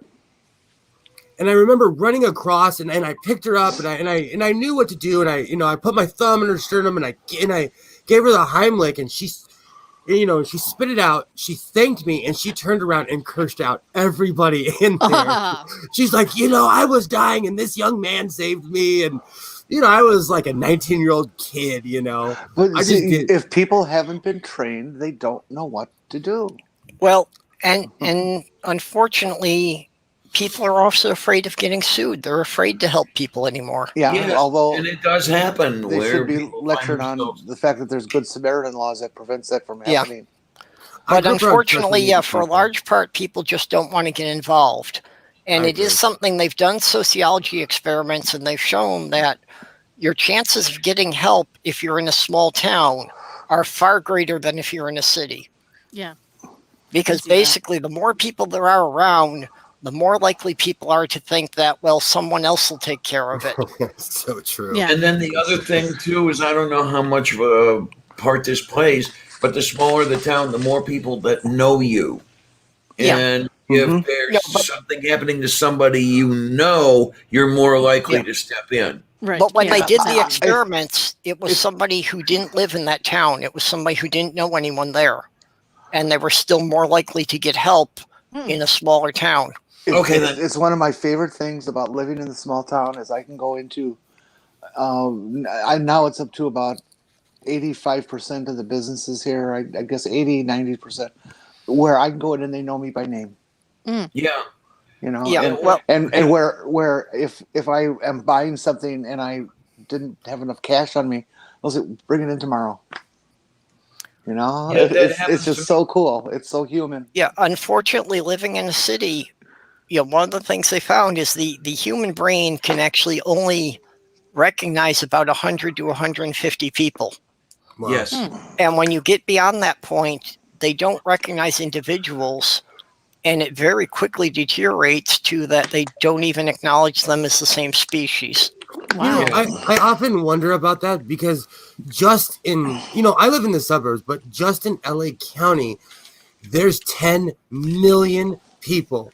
And that number always boggles my mind. Even when I say it, because I drive around on the freeway and it doesn't seem like there's that many people. Wait a minute, you drive on freeways that have 11 lanes that are all stopped in both directions, and you don't realize you're in a place that dense? And I'll tell you why. I took a picture last week in traffic. It took me 25 minutes to get home from a 10-minute trip. That same trip pre-COVID would take me an hour. So I was shocked that I got home so fast. Why don't you take city streets? Because everybody else is a local too. It depends on where I am. Like where I live, it's wide open spaces and less incorporated. But the more you get closer to the city, it's more tight knit and close. So it's socioeconomic. It just depends on where you live. Well, that's something I learned living in Minneapolis, St. Paul, was that between about 3 in the afternoon and 7 in the evening, just don't get on the freeways. Exactly. I could take the local city streets with all the stoplights and get home faster that way from the opposite end of the city than I could if I got on 494. That was one thing I always prided in myself back home in Milwaukee is how well I knew the city and the secret routes that you can bypass all kinds of shit because this or that back neighborhood thing. Yeah, because I was living in St. Paul and working in Eagan, so I was literally having to drive across all of Minneapolis. We had a traffic jam here last week. It was like, oh God, 40, 50 seconds long. Really annoying. What happened? They couldn't get the cow to move out of the road? No, one of the tractors broke down. First off, Renee, thank you. I love this flannel as well. And you guys would go mentally insane around here. I have a feeling you'd go crazy around here. Like, it's nothing for me to pull my cell phone out in traffic because I'm at a complete stop. Yeah. But yeah, it's conditioning. Like, when I lived in Oregon, I felt like people were driving slow. When I visited my brother in Montana, I felt like I could get out and run faster than people were driving. So it's all relative, Yeah, I used to work nights, and I enjoyed my commute because I was always going the opposite way that traffic was going. Heck yeah. Like the heavy traffic, they were like, everyone's stuck, and I'm like, hi. That was one of the things I always liked about working third shift. Heck yeah. I was one of those people that was going the opposite way saying suckers as they're driving by.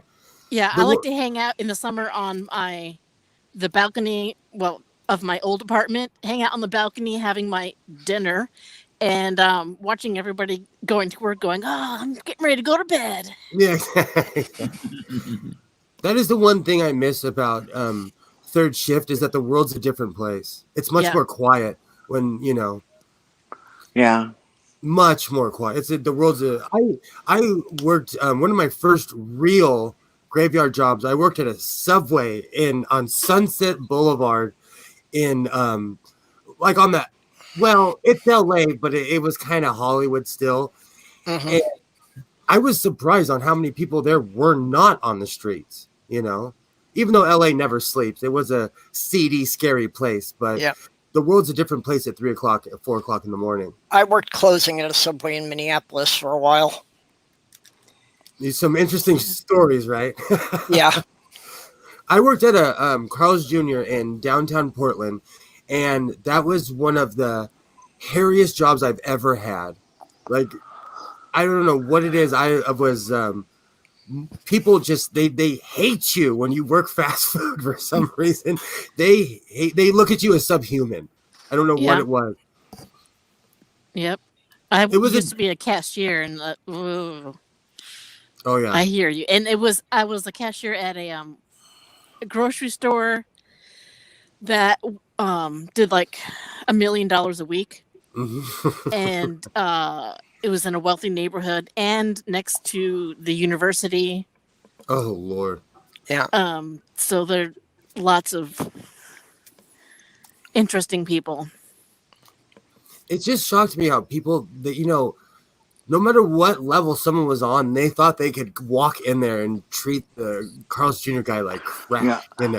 I specifically try to treat the low-end workers, whatever it is, fast food, somebody doing janitorial work, whatever, whoever's on the bottom, I try to treat them better than I would treat the CEO. Because they're the frontline worker, and they're the ones that's getting shit from everybody above.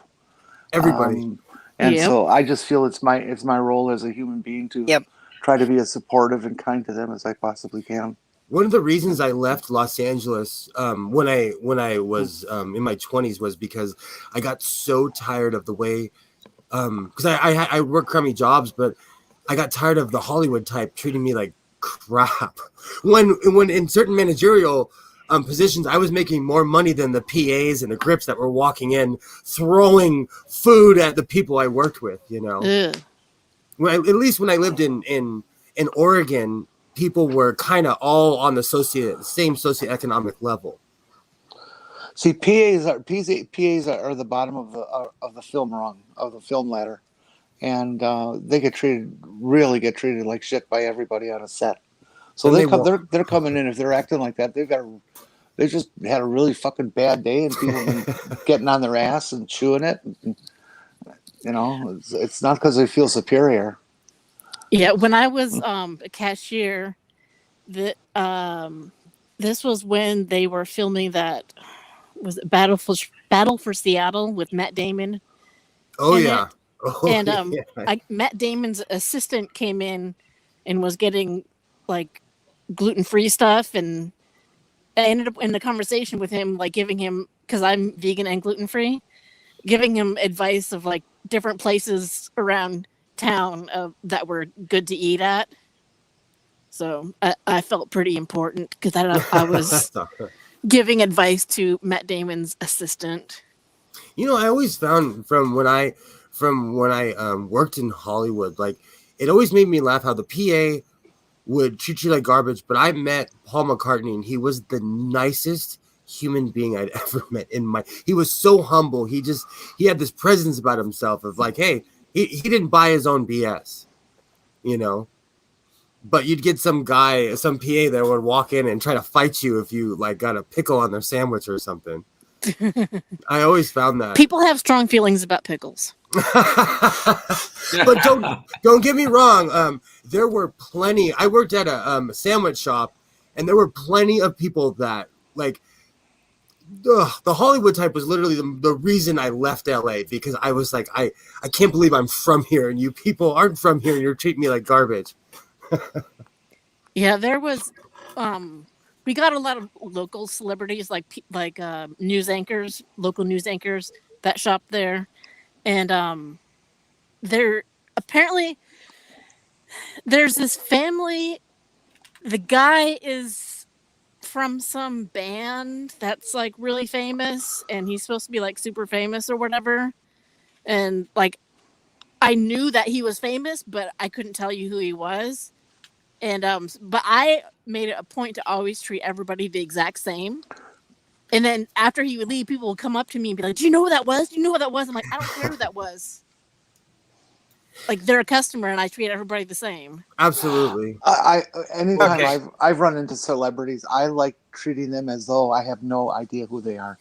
Right, because they get it all the time, and some of them, it really frustrates them. Like, know, you can see that they almost want to say, "Don't you know who I am?"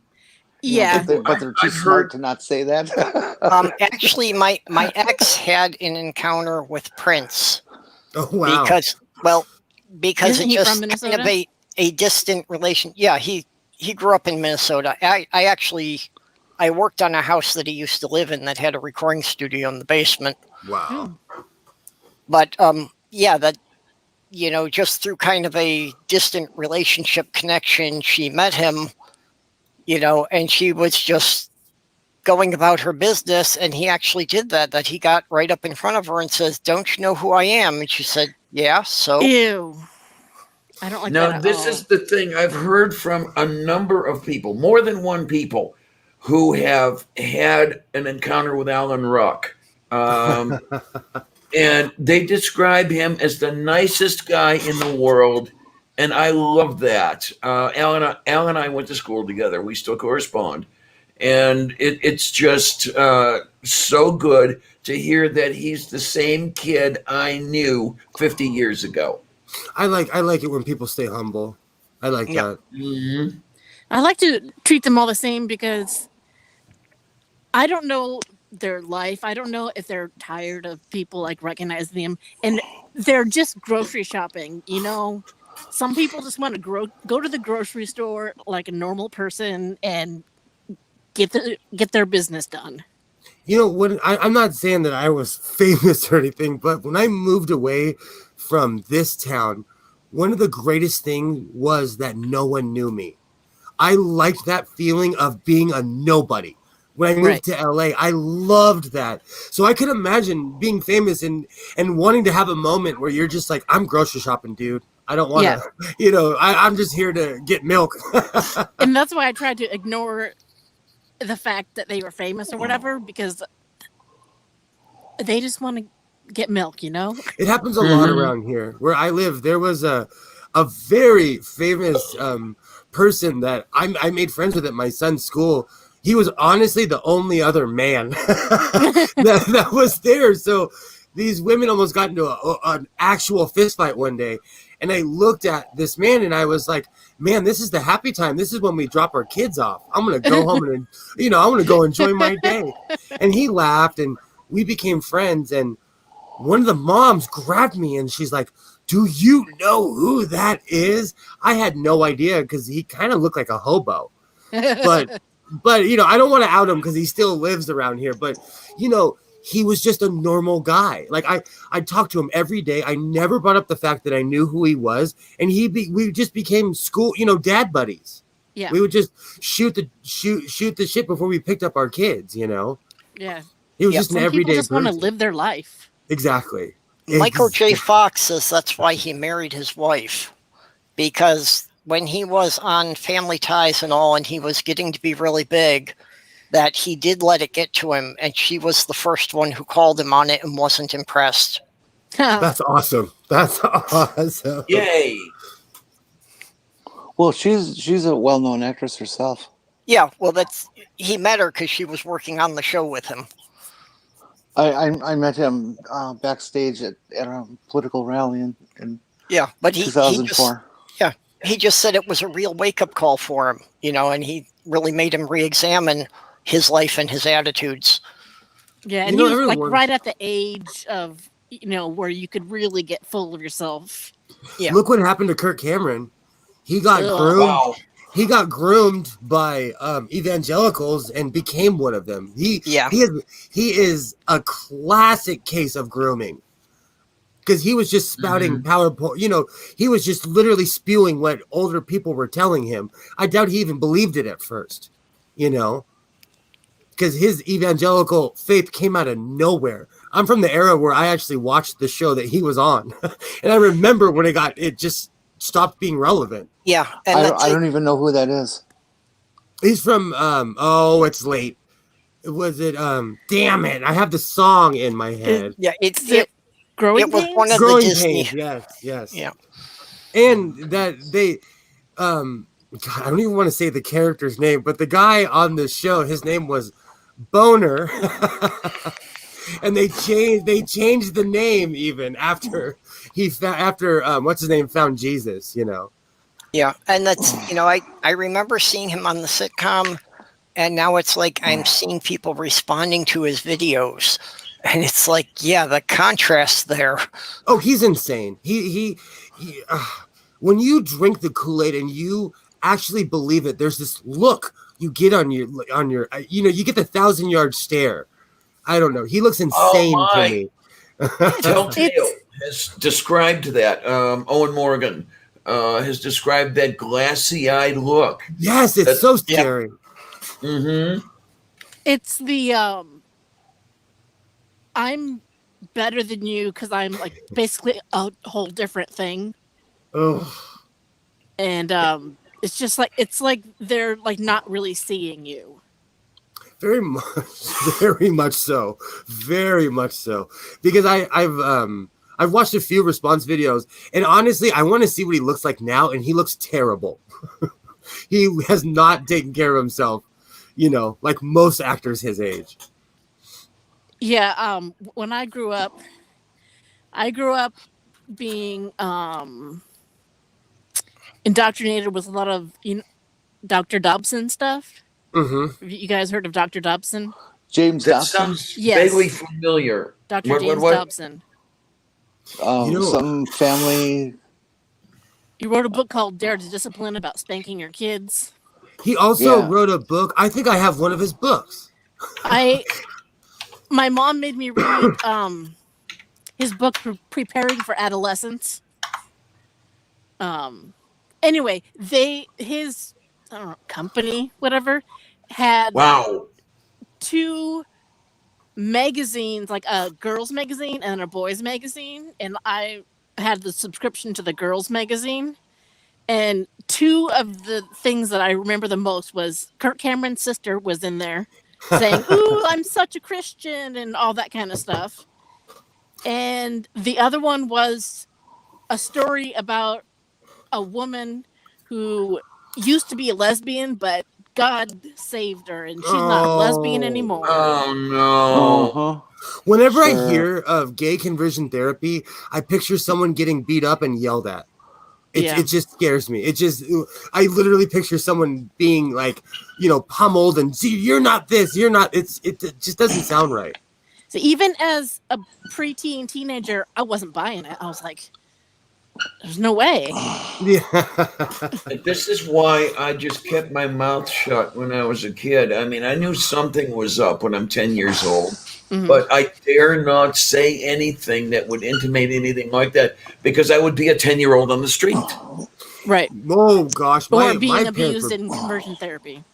My parents were big on that. They'd open the door and be like, you can go anytime you want to. It's right there. That's old school. I was pretty sure of my sexuality, like, oh God, years and years before I even knew ever heard of someone who was homosexual. Oh, what is that? Yeah. I consider myself fortunate because I had a lot of positive male influences, and my mom had a gay best friend, even though she was hellfire and brimstone Catholic. But the weird thing is that she was approving of him, but she would never be approving of me. That's the strangest. I'll never understand the whole Catholic mindset ever. It's like they pick and choose who they want to accept into their their circles. Well, you can't approve of a family member. It's the strangest thing to me. It's the strangest thing to me. Yeah. One thing that really made me understand some things when I finally had to come out, the first thing that the male slimy bastard said to me was, "You humiliate us." So there, it could have been someone else who, because they were not in that family, would not have had that position where he would have felt humiliated. But I was. And he was afraid, as far as I can tell, that the rest of the family would do to him what he did to them. In other words, talk about me behind his back, shit like that. So yeah, that might be part of that acceptance, non-acceptance. Very much with your so. Oh yeah, Humiliation the whole thing was about the a key bold feature with family my name. parents too. It's all about what other people think. It's not even about what I think or even what she thinks. It's all about what other people think. That's why ever since you are Junior, not what you. Oh, so no, please go on. Sorry. You are not what you think you are. You are not what I think you are. You are what you think I think you are. I love that. I've heard that saying before. Yeah. Well, and there was so much of that, and that was the kind of thing of, it doesn't matter what you do if you don't get caught. And on the flip side of that was that, like, if you're doing anything charitable, you want to make sure to broadcast it. Oh, very much. Very much so. Yeah, and that's the problem. When I was a kid, I could see the hypocrisy. Because my parents, they would come home and they were different people than they were out in public. Oh, yeah. They were these smiley people, smiling, and there was nothing worse to say, wait till we get home. Because that meant I'm going to kill you because you embarrassed me. So you're going to get it twice, But it's different. I always tell people, I always tell my mom, because my dad's passed, I always tell my mom, by today's standards, you would be in prison. I always tell her, like, you would be in prison by today's standards. Well, I always had disagreements with the other age peers and my cousins, and what they never got was, Uncle Ed and Aunt Lil. I know Mom and Dad. They're not the same people, which is where you were coming from. Yeah, you got the face for the public, and then you get home and there's the real person. Well, and it's a whole different relationship. They're uncle and nephew, and very much so. Your parent and child. Yeah. People always considered my dad like the coolest guy on earth, and he was.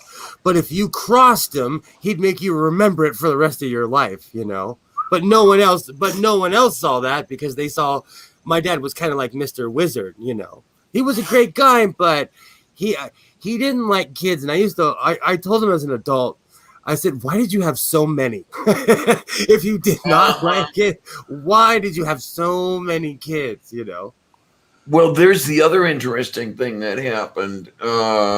My wife and I were at a family thing. It was Christmas or Thanksgiving or some bullshit like this. And it was over the Slimy Bastard's house.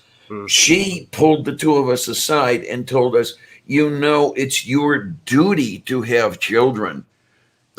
And I'm just looking at the female slimy bastard, and Sandra is looking at me with an expression of, oh my God, now I get it. Because I don't think that either one of them wanted kids. I think they had to have kids, or at least as far as they thought so. Because it was their duty. Yes. Mm-hmm. Yep. Oh, I always say, my ex-wife and we still joke about how we didn't get married, our parents got married. Yeah. My mom was Roman Catholic and her mom was Irish Catholic, and they were like, you can't have a kid and not be married, So they put up with this for so long, and they were like, nope, you guys have to get. They forced us. They literally put us. We call it the Disneyland trick. They're like, oh, let's go out to eat, and they sat us down. They're like, you have to get married. It's the worst reason to get married. Oh yeah, and she's my ex-wife. We get along better now than we ever did when we were married. We were forced, we were basically forced to get married. It was not a good idea. Obligatory relationship is not. Yeah, because when the fun runs out, because her and I had a lot of fun, but we kind of knew that it wasn't going to last, but we were adult about it, because we're adult about it now. I'm friends with her husband. He comes and smokes with me. Like he's my friend, But when other people get involved, you end up getting married. Yeah. You know, to someone who we probably would have broken up a month later, you know. Yeah, I used to have a friend who was Catholic, and her parents weren't divorced, but they were separated, and they both lived with other partners, which is, I guess, supposed to be bad in Catholicism. But they could, like, her mom could not marry who was essentially her stepdad because they couldn't get a divorce from the original relationship because they couldn't afford it. The Catholic Church wanted them to pay for it. Yeah, they don't play. They don't play because they consider that a union forever. Hey, you guys. Yeah. I'm going to take off. Yeah, I was just thinking I've been here more than 3.5 hours, so I was thinking I need to wind this down here. Hey, I broadcasted for 9 hours. You get to have some fun too. Okay. Yeah, I know. Well, you guys do what you want. I'm leaving. Okay. As always, Jenny, have a great night. Good talking to you. Night, honey. Good night, I'll Jenny. I'll see if I can Nice remember to to have you on come the by panel, movie Jen. night or some shit. It's been too long since I've been there. You're still wanted every week. People ask for you. I don't know what's wrong with those people, but Well, I don't either, but they're still asking for you. So come on down sometime. yay! Come on down and see me sometime. Anyway. Tomorrow will be a perfect day for that. You're conditioned by tonight to how late you can stay up here. There you go. Yeah, I'm gonna miss Critical Cripple tomorrow. I'm gonna be asleep. Yeah, All right. I know. Good night, Good night. Good night. Honey. Good night, Jenny. I'm amazed at the fact that I'm awake yet. You know, it's because I woke up at I think it was about 10 a.m. So still going at this time of day. So yeah, it's been a little bit of a day. I was on Critical Cripple yesterday, but it feels like today, but it was officially yesterday. Yeah. So I took a nap though. I would not be awake right now if I hadn't taken a nap. Where did you take it to? The couch. Straight to the couch. I was in a food coma. Yeah, when Dick Dawson was in here, he asked me if I'd be on the shills tonight, so I'll be doing that in about 15 hours. Awesome. Move beef. I know you want to end the stream. No, that's fine. Just, did anybody have anything they wanted to plug before we go? Well, let's see. There's Sunday at noon Eastern. Come on in to see Kate and me and join in the fun. Yay! They all come to see her. You're actually part of my Sunday routine. Like I clean and have you guys on when I'm wandering around my house. I would like to. I subscribe to people and I have notifications on, but I would like, if people here are going to be like streaming or something, I would like to know, because I really need this interaction, especially this weekend. Okay, yeah. Okay, fine. I mean, hey, would you like to come on stream? I think we could arrange that. Sure, maybe. We'll see how I feel. Sure, okay, fine. Yeah. Actually, on that subject, it's something I've talked about a while, and apparently Peter of Going to Go For It had already tried to organize something just about the people who stream at the same time every week, about having a resource that people could go to. So we're trying to, get Google Calendar synced up. Awesome. Okay. I think. As far as when the streams are and all that good stuff. Yeah. I remember that Don Michaud was trying to do that when he was active. Yeah. Yeah. So at this point, we're going to, try to promote that, and let's try to get it, so that everybody syncs up their calendar with Peter's, just so that, when people are wondering like who's going to be streaming tomorrow or whatever, that it'll have the times listed for everybody. Awesome. Yeah, or when I wake up in the middle of the night and need a distraction. Yeah. Who's streaming? Hey, I do that too. I do that same thing. Jen is usually streaming. We just have to make sure that there are plenty of slots, because by now, it's going to be inevitable that somebody is going to be streaming at the same time as somebody else. There's going to be overlap. Yeah, that can't be avoided. Yeah, so you have to it happened today. Calendar. Yep. Because I've almost given up trying to schedule around people because you always clash with somebody. Right. Yeah. Yesterday it was Junk Shop, so I moved my stream an hour. Well, there's only so many hours in a day. Yeah, my Wednesday noon stream always winds up running over Junk Shops. Move beef. Yeah, but that's actually why I had started doing this one at midnight in the first place.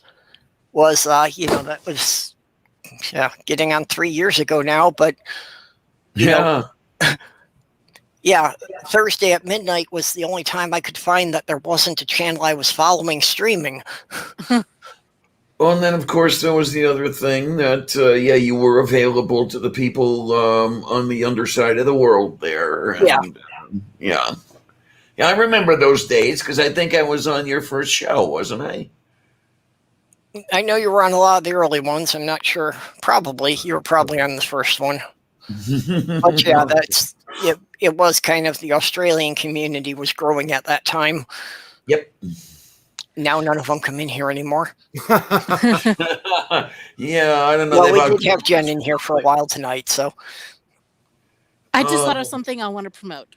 Yes, dear. Saturday, you have to be a patron of Junk Shop in order to participate in this. So for as low as $1 a month, you can join. I'm already in, honey. Okay, good.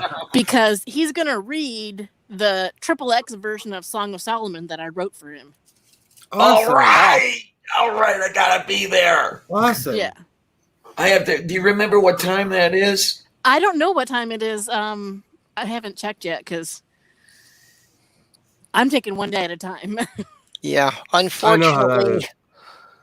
This month I had to seriously cut back most of my Patreon support because I was trying to build a computer and had car repairs at the same time. So it's like, I can manage through this on my own, but yeah, I really had to cut corners anywhere I could. Yeah. It's understandable. Yeah, we get that stuff. And it's anymore. I'm amazed that as many people as still can be patrons. I was expecting just about everybody to fall off because they couldn't afford it.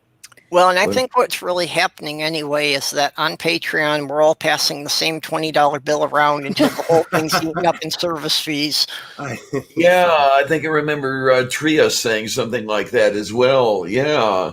And speaking of, I don't know if he's got to the goal yet. Does everybody know about Luciano's GoFundMe? Yeah. No. Yeah. As of last night, he was still about $200 short. I didn't see an update today. I'll look into that. Yeah, because he's trying to buy another computer because his went. Also, Inane Dragon had also made a pledge that he was going to match contributions. Right. Oh, Cyrus said something like that too. Well, that was actually Cyrus was saying Inane Dragon was going to be matching the contributions. Oh, okay. Yeah.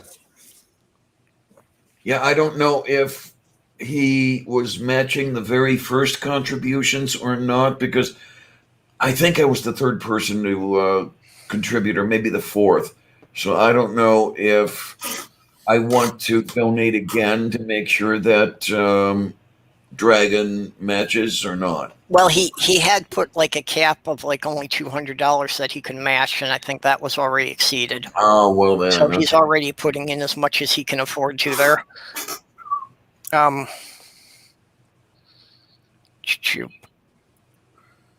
Yeah, let me try to find it here.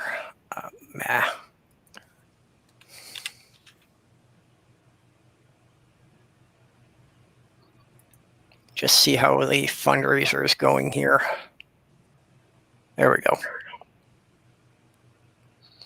Okay.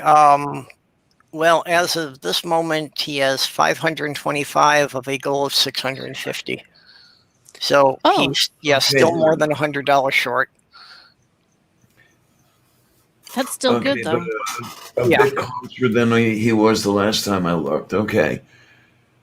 Yeah, well, I had made a donation yesterday, and a couple of other people did after me there. So, but yeah, he still needs like another $100. Move beef.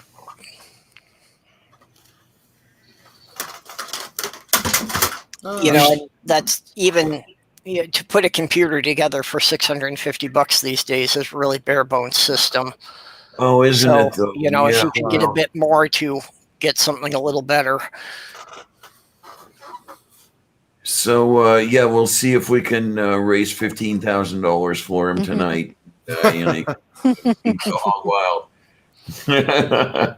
Well, actually, the system I'm using to talk to you guys right now, I built for $1,200, if I remember correctly. So you can get a pretty decent system for a pretty decent price, as long as you're willing to do a little bit of research. You know, one of those. Well, that's what I was trying to put together. You know, which is really a bare minimum for video editing. A lot of people don't even think I can handle it on this, but still better than what I'd been doing it on. You know, and I was trying to do it for about $800. Okay. Wound up with a few extra incidentals, so it's more like $850, $900 by the time I'm done here. That's not bad. It happens. Mm-hmm. Yeah, the others, I have the two systems over here. There's this guy, and then there's this guy. The older one over here I built for $750, but I wasn't thinking about video yet. I was thinking only of building software, using a compiler and that sort of thing. But I'll tell you, I tried to render video on that thing, and it took longer to render the damn video than it did to play it. So it's like, okay, Clarion, you got to build another one. Well, that was the problem I was running into with my old system, even before it started flaking out on me, is it was taking it an hour and a half to render a 7-minute video. Wow. Yikes. Yeah, and then one. I was dealing with that. It wasn't a big issue. I just set it up to render when I was going to sleep and let it run all night. That's smart. And the other one with this one, it never had enough RAM, and it would always crash on me. Yeah. So yeah, I mean, once I think I had 16 gig on this thing. The one I built here, this one, 32, and it solved that crashing problem, like that. So yeah, it was memory. Yeah, this refurbished one I picked up 3 years ago only had 8 gig of RAM in it. Oh and my! People were telling me that Windows 10 took about 6 gig on its own.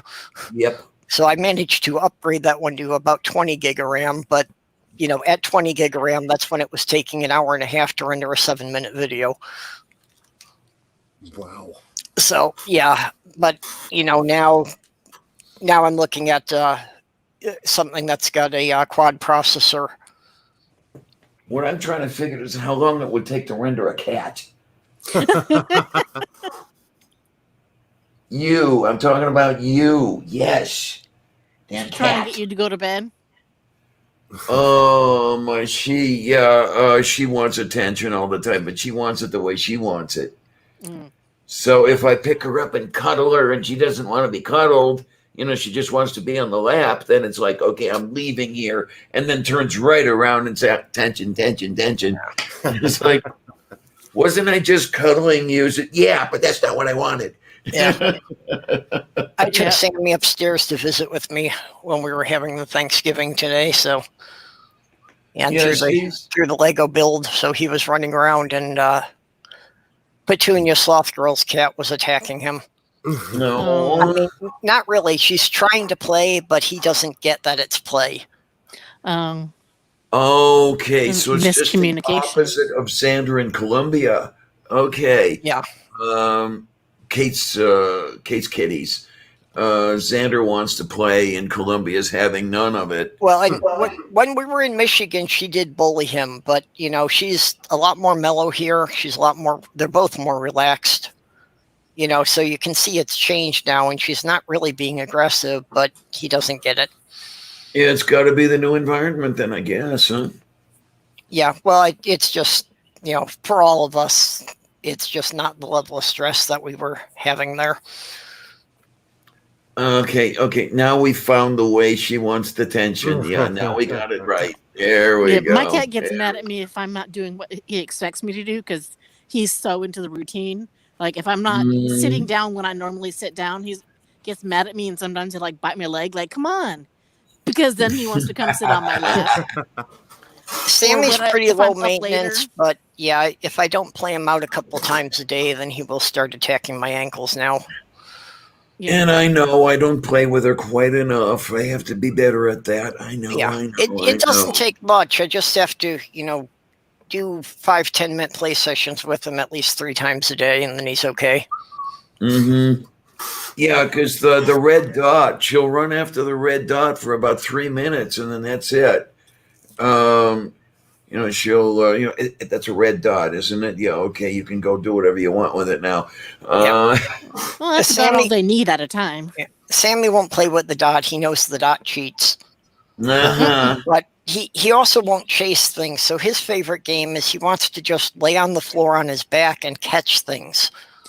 So I just throw things like, I've got a ball that I've got a little gun that shoots these Nerf balls.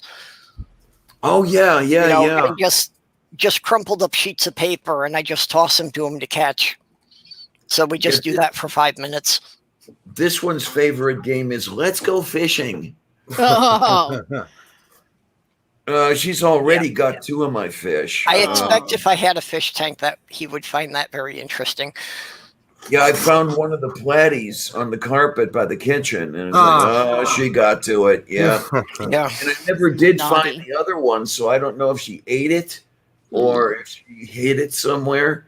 I had 3, now I only have 1, and she hasn't been able to get to the neon tetras because they swim low out of her reach. Okay. Well, I could see that cat reasoning would be that she felt, 1 for me, 1 for you, so she ate 1 and left you 1 on the carpet. That's what happened. That's what happened. You'll smell it. You'll smell it if you can't find it eventually. Oh my! No, I came in here and I went to get my cup of coffee, and there's this orange with an eye looking up at me, and it was already dead. So it was so sweet. When I fell off a roof a few years ago, and I just banged up my shins real bad. Nothing was broken, but just really bruised up and sore. And my cat Guapo got the idea that I wasn't going to be able to feed myself. So he brought me 11 mice in the first 2 days. Oh, wow. Okay, then. I bet you ate well. You're out of commission. You can't work. I got to get stuff for you. That's actually super sweet. Yeah. Unfortunately, he didn't necessarily kill them all. So some of them I was trying to, get out from behind the furniture. Oops. I like to play tricks on my cat. Like, I like to be a dick sometimes. Like, one time he was laying on his back with his belly all exposed, and I sprinkled a bunch of catnip on it where he couldn't reach. Oh no, you horrible person. Sometimes when he yawns, I'll stick my finger in his mouth, and then he'll close his mouth from the yawn and be like, hey, there's a finger there now. The funniest thing last night, I was just talking about the Nerf balls. And last night, Sammy rolling around on the carpet, just the static electricity, one of them got stuck right in the middle of his back. He couldn't get it off, and he was walking around for 10 minutes with this green Nerf ball stuck to his back. Does he have long hair? Medium. Okay. Yeah, Petunia is really long hair. We wind up getting her shaved twice a year just because it gets so out of hand. And we think she was taken from her mother too early and, didn't really learn how to groom herself fully. Okay, then. Sometimes they need help. I tell you, when my ex and I had Ariel, Miranda and Ariel were litter mates. And Miranda was the short hair, very neurotic. Ariel was the zen, long-haired kitty. But you'd go behind the doors and you would get enough fur to build another cat, and it was all from Ariel. Yeah, I mean, she was definitely a long-haired kitty. Oh my God! But she was they were both amazing kitties, even though Miranda was totally neurotic. My lap was the only place she ever felt safe. But she actually made it to 15. Ariel died at 19. After having had kidney disease for the last 3 or 4 years of her life. So at least she was with my ex when that happened. Those two had bonded, and when the ex left, so did Ariel, and it was okay. They bonded, and the ex was able to afford the ringer and all the other stuff for the parenteral dialysis and everything else like that. So Ariel got a few decent years out of that. She actually took to the dialysis quite well. Unlike yours truly over here, I've heard too many stories. It's like, no, I'm not going that route. I've talked to too many people, and too many people describe total hell. So it's like, nah. I've known some people on it, and some of them it was like, as long as it was only a couple times a week, it was okay. If it had to get to being every day, then it got to be pretty rough. Well, I don't even know if I'd be able to afford every day because, remember, I'm poor. So anything would come through Medicare and all that other sort of stuff. So they've got limits. Yeah, and that depends on what state and county you're living in. The limits will change. Well, I live in a state of confusion. Yep. Okay. Dave's here, so yes, we have to shut down the stream now. Party's over. Dave's here. Seriously, Dave. Yes, I've been talking about shutting this down for the last 20 minutes. So you're still beautiful, though. We just gotta get sidetracked. Yeah, see, that's the problem. Is that Dave's always firing up to do things just as I'm going to bed. That's why I'm never around for his show. And then his afternoon show he's doing before I finish working for the day. Dave, are you about to do something now? Well, now I have to go get horizontal for a couple of hours and act like I'm sleeping. Act like you're sleeping. Bullshit. It's because of me. I'm a talker. Dave, I'm a talker. Yeah. Okay. So I think we went through as far as if anybody was plugging anything. Like I said, I'll be on tonight with the shills at 8 o'clock Eastern. Moo. Many much moo. Yeah. Other Awesome. than that, I don't really have anything happening until next Wednesday at noon. Be doing this again. Yeah, you don't seem to quit, do you? That's a good thing. Well, I actually had thought of it, or at least going down to 1 day a week. But yeah, they're just, I have a small but loyal following, and I don't want to let down the few people who have showed up, so often.